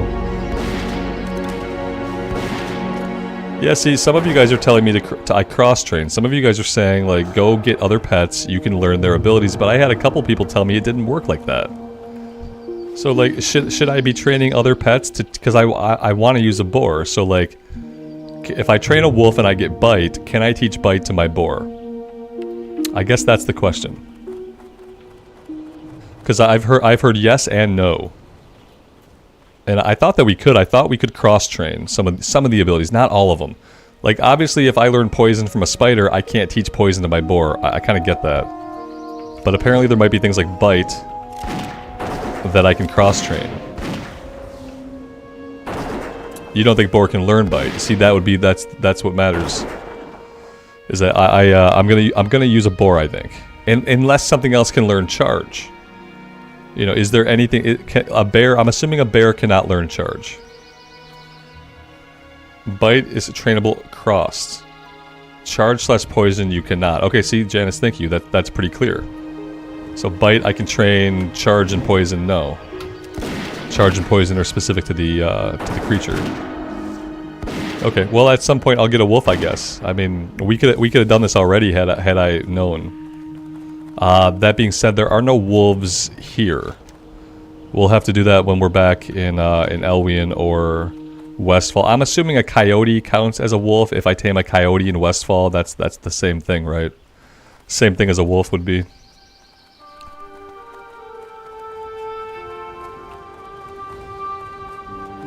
Alright, well next time we have the opportunity, I'll stable this guy. I'll pop him in the stables. and we will go train a wolf. You got my attention. Not going to sell any of my animal parts, because if I do, I will probably sell the wrong ones. Venom sacks, I don't need though, right? Venom sacks I can sell. Spider legs I can sell. The ichor is what I need.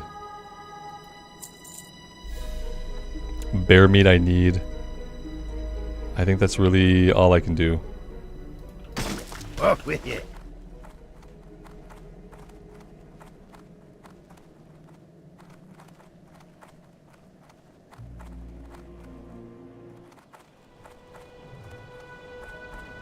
Interest you on a pint? Be good. Watch your back. Yeah, we could run in and drop a trap. Yeah, I don't want to have to do that, you know. I'm probably not going to run in to drop the trap and then run out and keep shooting when I could just stay where I'm at and I can keep shooting. It makes more sense just to keep shooting. Yeah, I don't think I'd go out of my way to run and drop an immolation trap. I don't think it's worth it. Because all the DPS I'm losing while I'm running up to the mob is not going to be made up by me dropping the immolation trap. Now, maybe running in to drop like a frost trap, like to freeze somebody, maybe. But I could probably just pull them out to me, freeze them away from my pet if I needed to do that.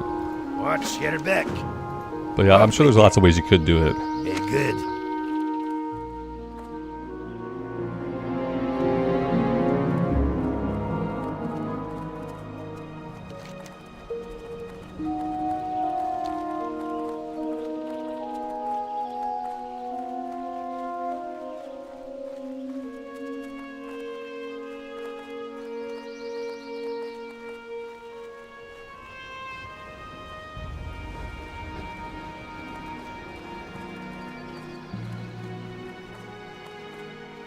You can't place traps while you're in combat. Okay, okay. So if I were to stay out of combat, but like right now though, as soon as my pet goes in, I am in combat. So I couldn't run up and drop a trap if I wanted to then. Unless there was a way for me to stay out of combat. Because yeah, I think, well no, maybe I started auto-attacking. Maybe that was an aim shot interaction or a hunter's marker. Let's see. If I just send him in, then I'm not in combat. And then conceivably you could, oh no, shit, I got into combat as soon as he started biting or whatever. Yeah, I don't know. I seem to go into combat as soon as he actually hit the enemy. The juice, let me just say, the juice does not seem like it would be worth the squeeze. Like, if I need to use a frozen trap, I'm gonna aggro the enemy to me, I'm gonna freeze him right here. And I'm gonna have planned that out.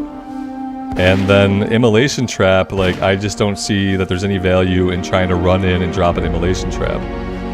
I could lay it down, pull them through it, and then have the pet go in afterwards. You know, that would be how I would do it. Like, if I wanted to get this guy with an immolation trap, I'd lay it here, I'd back up, I'd shoot, I'd let him cross it, I'd send the pet in. If I really wanted to get that extra damage from, like, an immolation trap type of deal.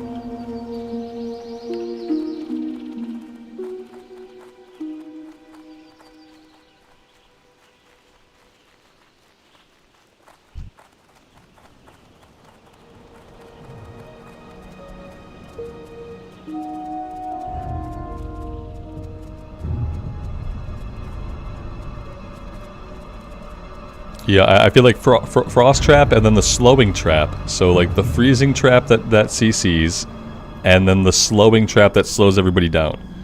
I feel like those would be the two that you would want because those are going to be the ones that help you get out of really bad situations. Whereas like immolation trap is going to be like, yeah, maybe it's a little bit more damage, but it's probably really hard to like actually utilize it in normal combat, you know?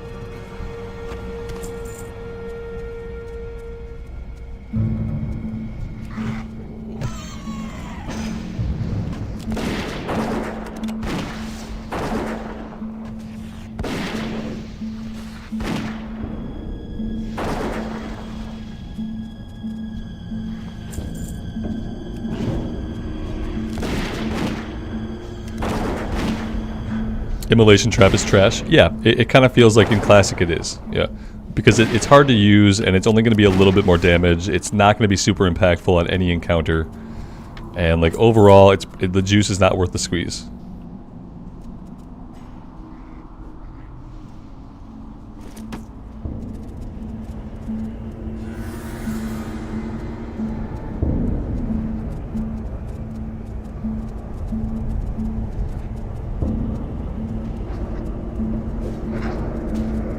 Maybe if I was trying to kill an elite. If I was trying to kill an elite and I wanted to squeeze every single bit of DPS out that I could, then maybe I would use Immolation Trap. If I was fighting an elite.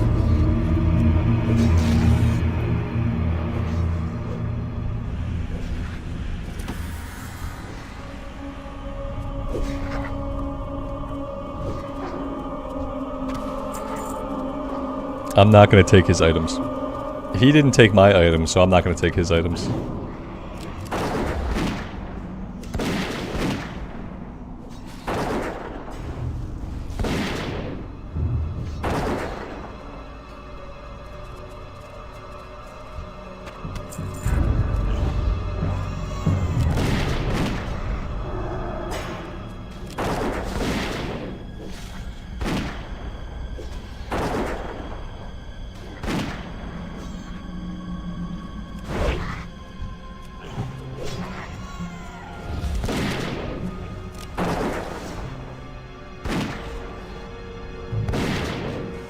Turtles have a shell shield? Oh, that's cool. A turtle would be a cool pet. I bet a turtle can't charge, though. But the shield idea sounds pretty cool.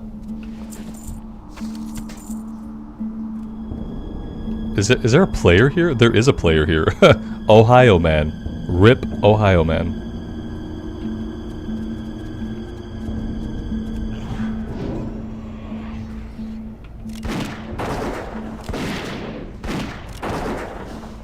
Yeah, I think what we found out is like some things are cross-trainable, but charge and poison are not cross-trainable. So if a mob doesn't begin with it, then they probably never get it.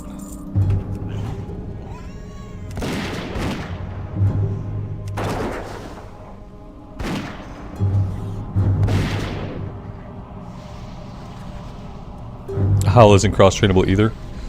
Right on. So very few, like very few abilities. Mainly we're after bite. We're after bite for the most part.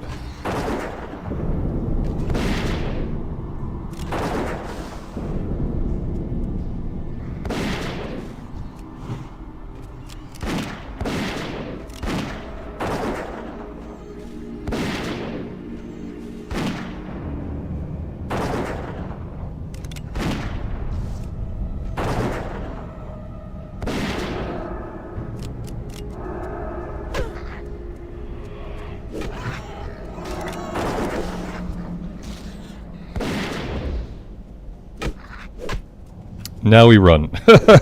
We were doing so good, and then the respawn rate would not stop. Like it just wouldn't stop spawning them in. So now we run, and we just hope that the way is clear. Leaving combat, that guy like teleported back to wherever he was. All right, here we go. Everybody's ready. I know you are.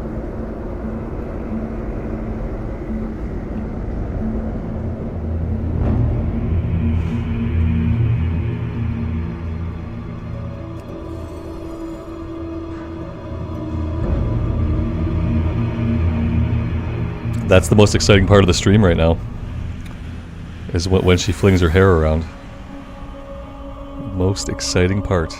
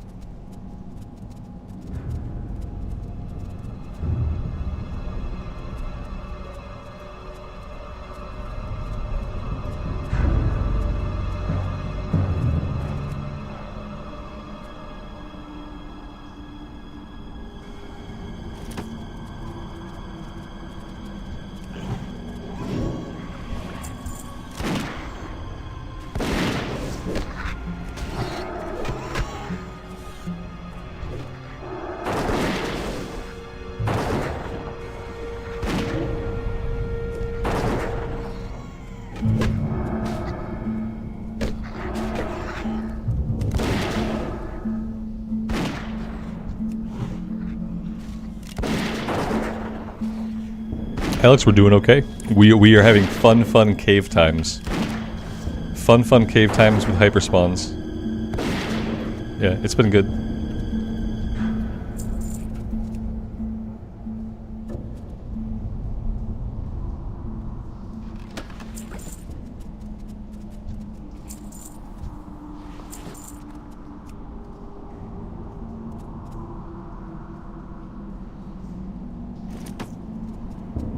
Alright, let's get out of here.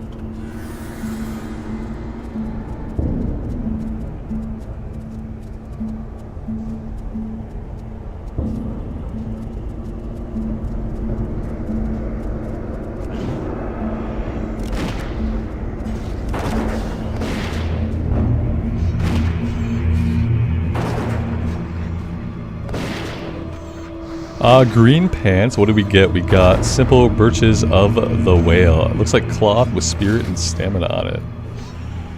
Not any good for us. Hi. Hi there. We got problems. We've got problems and we have to deal with them. Oh dear. Well, that could be fun.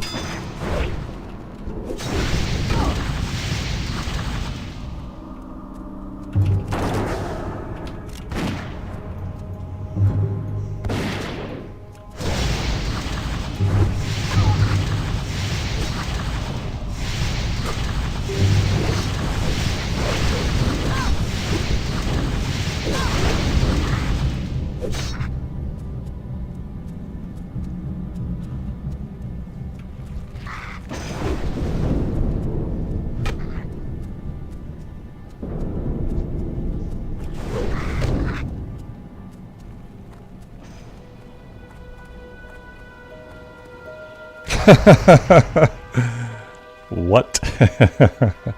Wing clip for the win! Thank God for wing clip. Okay, hey, the good news is we're out of the cave. You guys thought I was dead.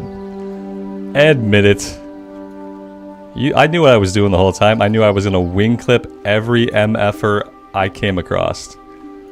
I knew I was gonna wing clip everybody. I wing clipped all 3 of those guys that were on us initially. I wing clipped every single person I passed after that, and I got the F out.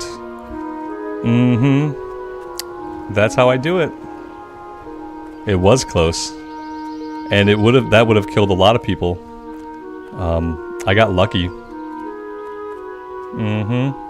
The wing clip didn't miss. That's where the luck part came in.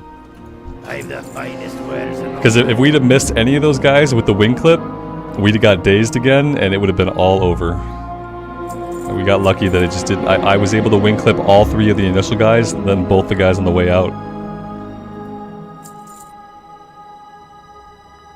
Yeah, and it was fun. But yeah, that being said, her hair is doing a lot of work today. It's doing a lot of work. I just want to twirl the pigtails again, absolutely. There we go. Have some fish. Up with you. Alright, let's turn this in.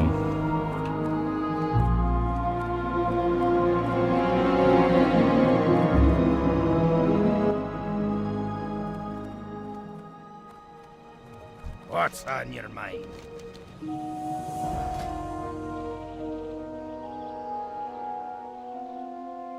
Watch your back.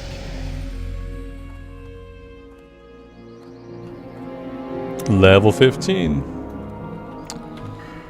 Yep, let's finish off endurance training.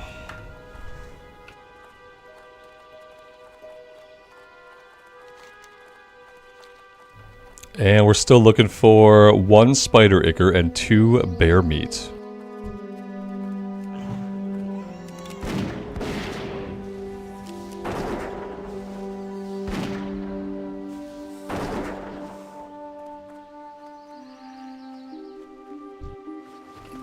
I mean, I feel like we're leveling pretty quickly. That's what it feels like.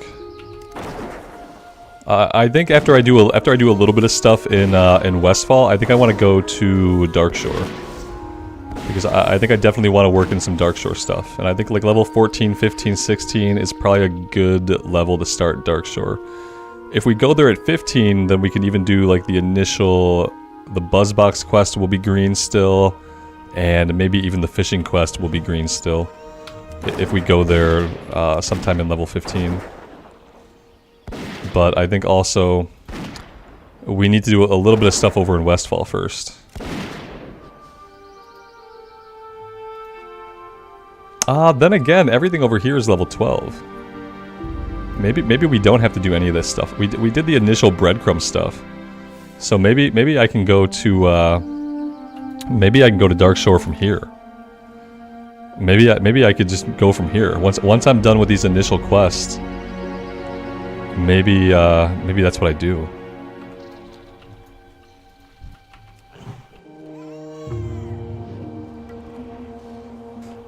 Alex, you sent over 2 12-slot bags. That's awesome, man. Thank you. That's gonna be 3 12-slot bags, which is gonna be like really as good as it gets, you know.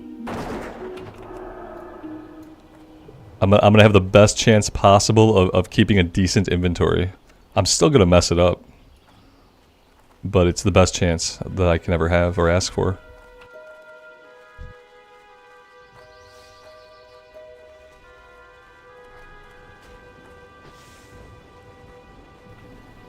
Alex, do you want to run me to? Do you want to run me over to Menethil in a little bit? Like, soonish a little bit. Like, I'm gonna finish this quest right here, and then maybe I'd be ready to do that. If not, we're fine. I can probably just like hijack on somebody else's run. But yeah, I'm thinking about heading over to Darkshore. Kind of setting up over there.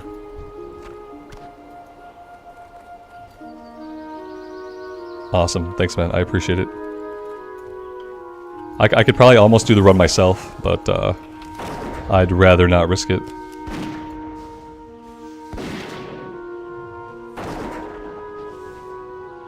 Oh, cool. Altaholic actually just told me that I got your mail. Like, yeah. I've received mail. I guess that means that it's been sent, right? It tells me that I have mail on the way. That's interesting that it can do that. That it knows I have mail on the way. Not that I have mail right now in my inbox, but that I have mail on the way.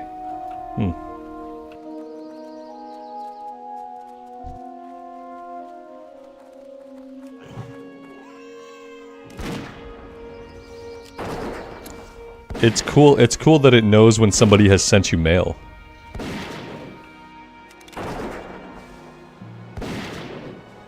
No more mailbox surprises.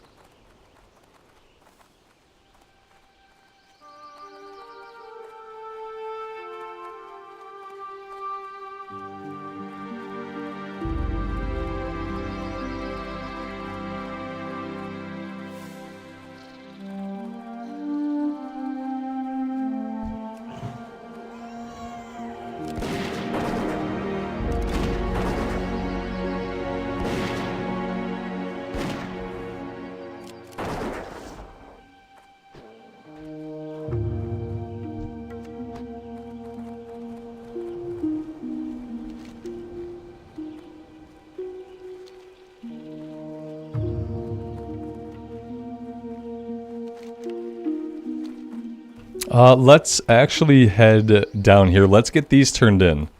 Yeah, I don't want to peace out to Darkshore and not actually get these turned in. So let's go do that. I'm kind of hoping that somewhere along the way we find a bear. We need 1 more bear meat. But we'll head down to the south first before we worry about that. That way everything here is all squared away once we leave.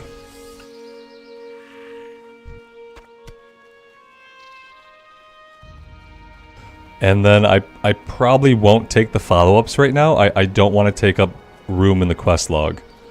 We want to leave as much room as possible if we're going to go over into Darkshore.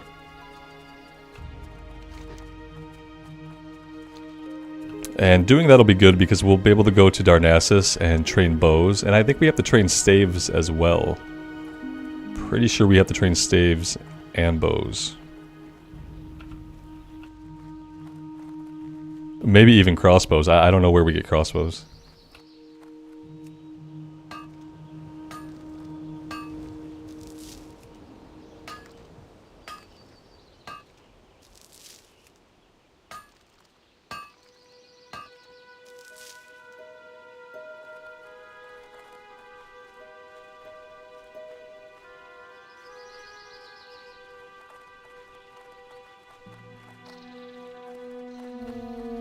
Crossbows is Stormwind? Okay, well that's an easy one. I don't feel like you get a lot of crossbows anyway. I never come across a lot of crossbows.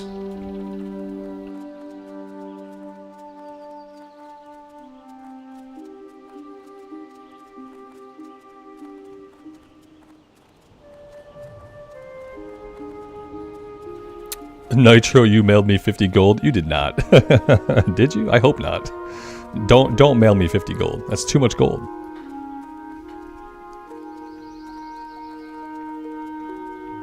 Way too much gold.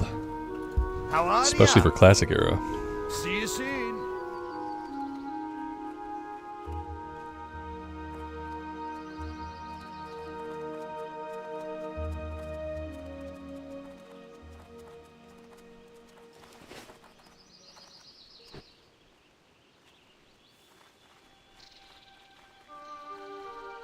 Well met. Keep your feet on the ground.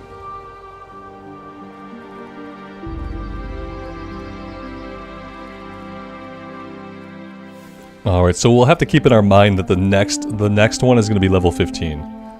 So we'll want to take care of that at least by level 20. But I'm not going to grab it right now.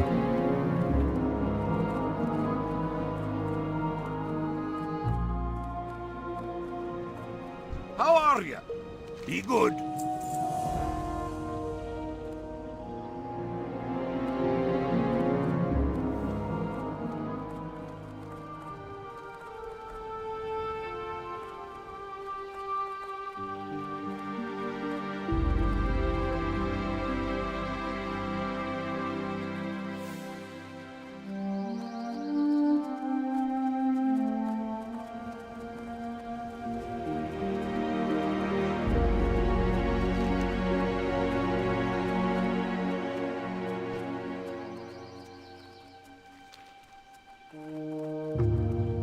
Great to meet you. Safe travels.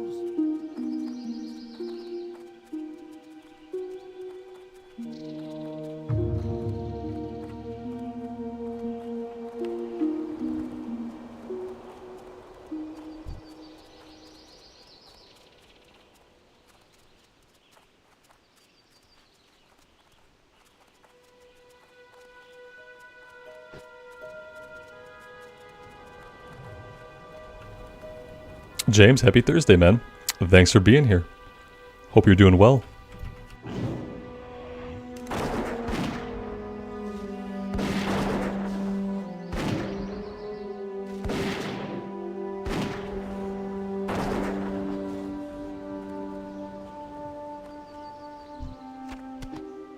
Hey, there we go. That is our last bear meat. Let's go turn everything in.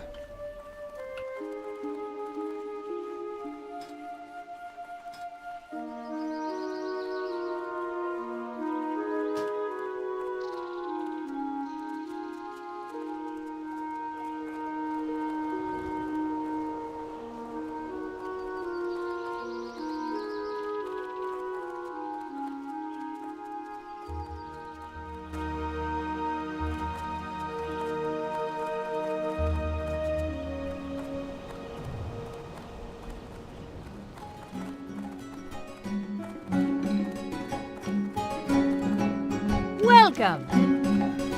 Is this my highest hardcore character? No. I have a warrior that's still alive who's level 20-something. 25? See you soon. And I got a level 39 paladin killed yesterday. So level 39 was the highest. Level 25 or 26 is currently the highest. Keep your feet on And the this ground. character is level 15.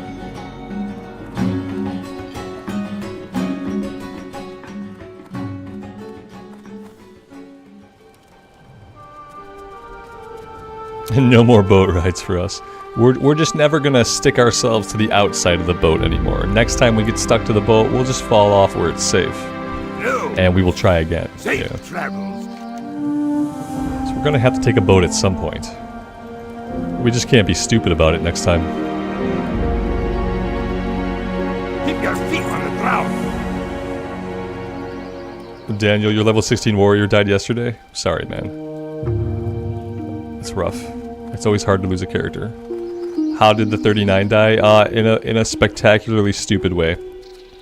Yeah. It's in the VOD's posted. It's in the last couple minutes of the VOD. We tried hanging on to the side of the cruise ship. We slipped off into the ocean. Something like that. Alex, you're on your way. Right on. Yeah, I'm not going to pick anything else up here. We're going to leave all the quests. We have 10 quests open in our quest log.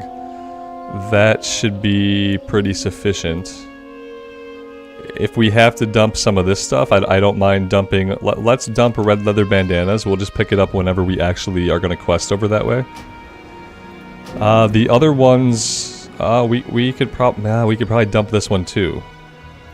Let's keep the stuff from the Saldean farm, and we will dump the quest that we pick up at Sentinel Hill. That way we have an open quest log, and we can pick that stuff up when we're actually ready to do it.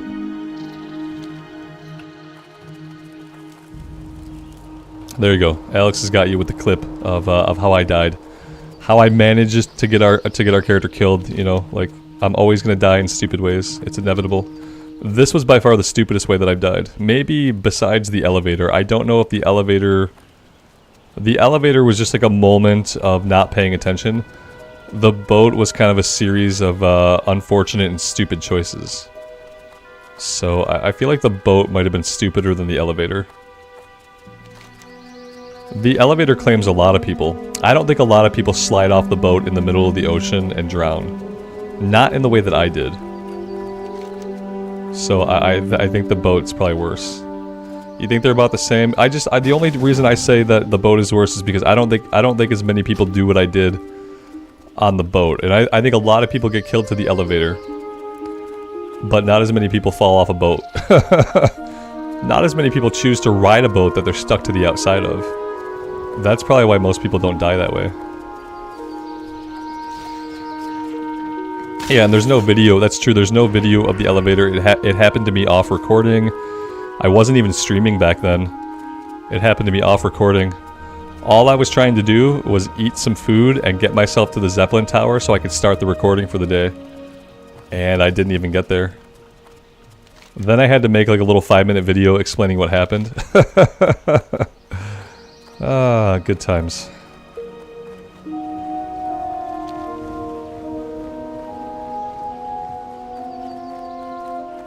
Oh, Alex, that's right. You have a mount. I'm like, how is he moving so fast? I know he has aspect of the cheetah, but still. Like, okay, you have a mount. Level 50, man. That's awesome.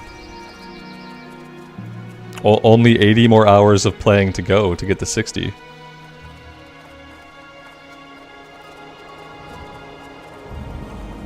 It was a Titanic mishap? Yeah, it was. But really? A Titanic mishap.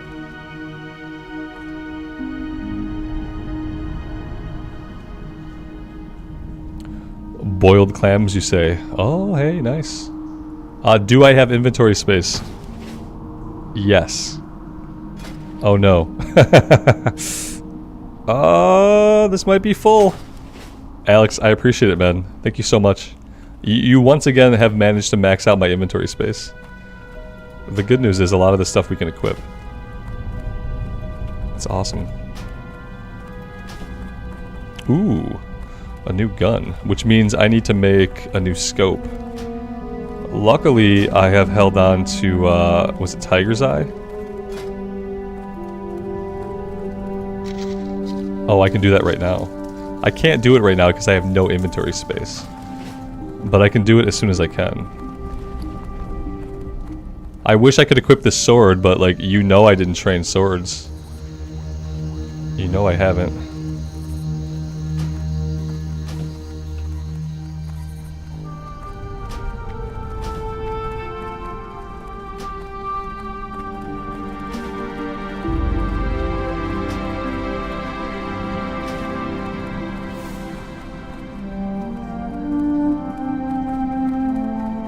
There we go.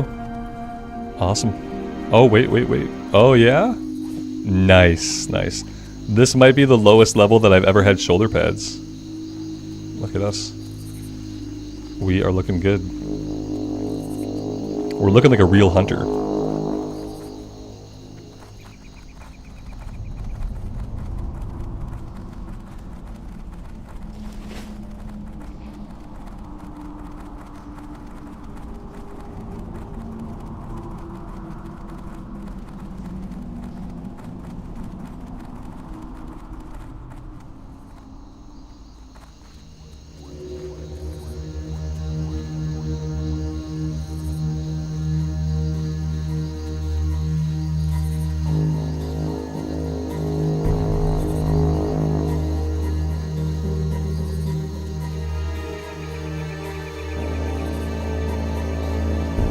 Alex is the best. That is absolutely true.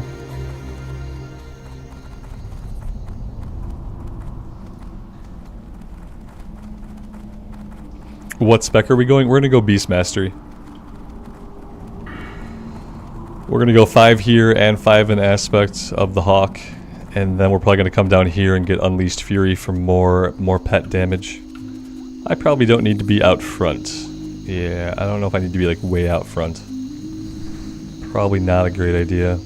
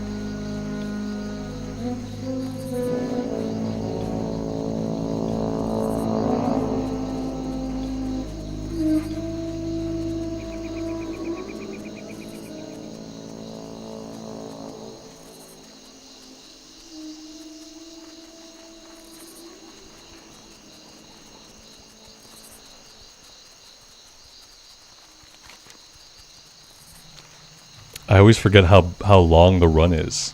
It is a very, very long run.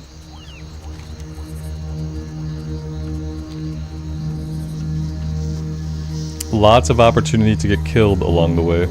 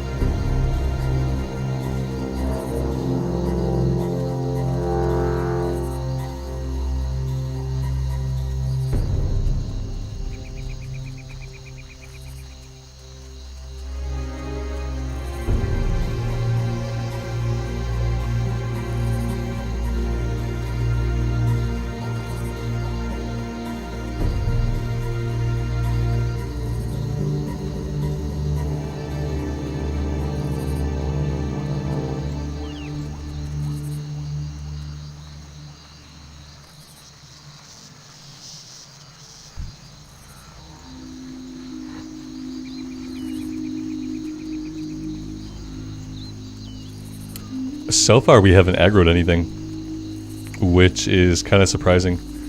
Could it be that the run is relatively safe for a level 15? Could it be?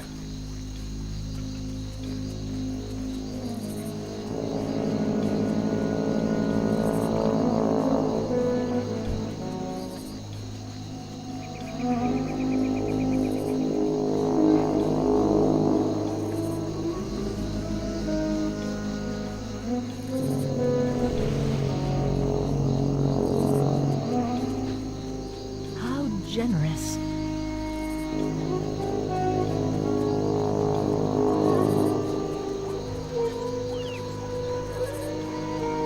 There's a few crocs that sometimes make their way onto the road.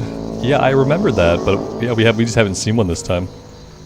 It could be like wherever they're at in their pathing. Maybe we'll see one as we get closer to town.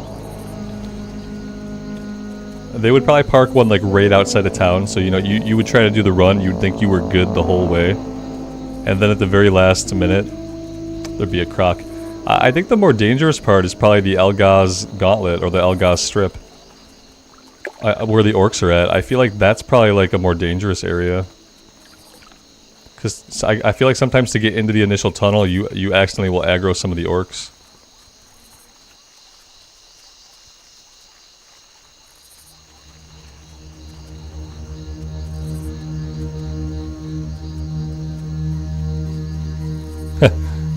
There we go. Somebody didn't make it. They got a fishing rod on and a Halloween mask, guys. Uh-oh, we lost aspect of the pack. Alex, come back! I had to investigate the dead person with the fishing rod and the Halloween mask. It was so sad. Oh, look, there he is. This is the guy, right? This is the guy who could get you.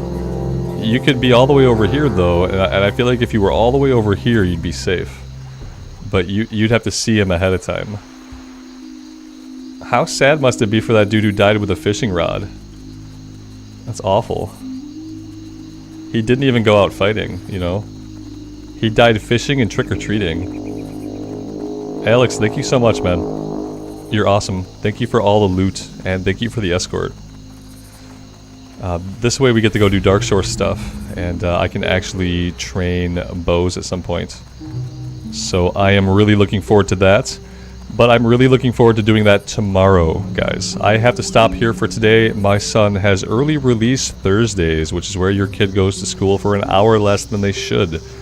So I have to get off here to go pick him up. Tomorrow, the plan is that we play during the day. So I'll be on probably around 11 o'clock, 11:30 a.m. my time. And then at 4:30 my time, I'll be back on in the late afternoon. We'll stream the first WoW panel at 4:30 my time, and then the one after that is 6:30 my time. So we'll have at least 2 streams tomorrow. We'll have our normal play session earlier in the day, and then we'll have BlizzCon stuff starting at 4:30 my time. We'll check out the panels, we will have a little chat about what we learn, and it should be a good time. Thank you guys for being here for today and all of the support. I really do appreciate it. Hope you sorry, Robert Speaks Take 2. Hope to see you guys tomorrow.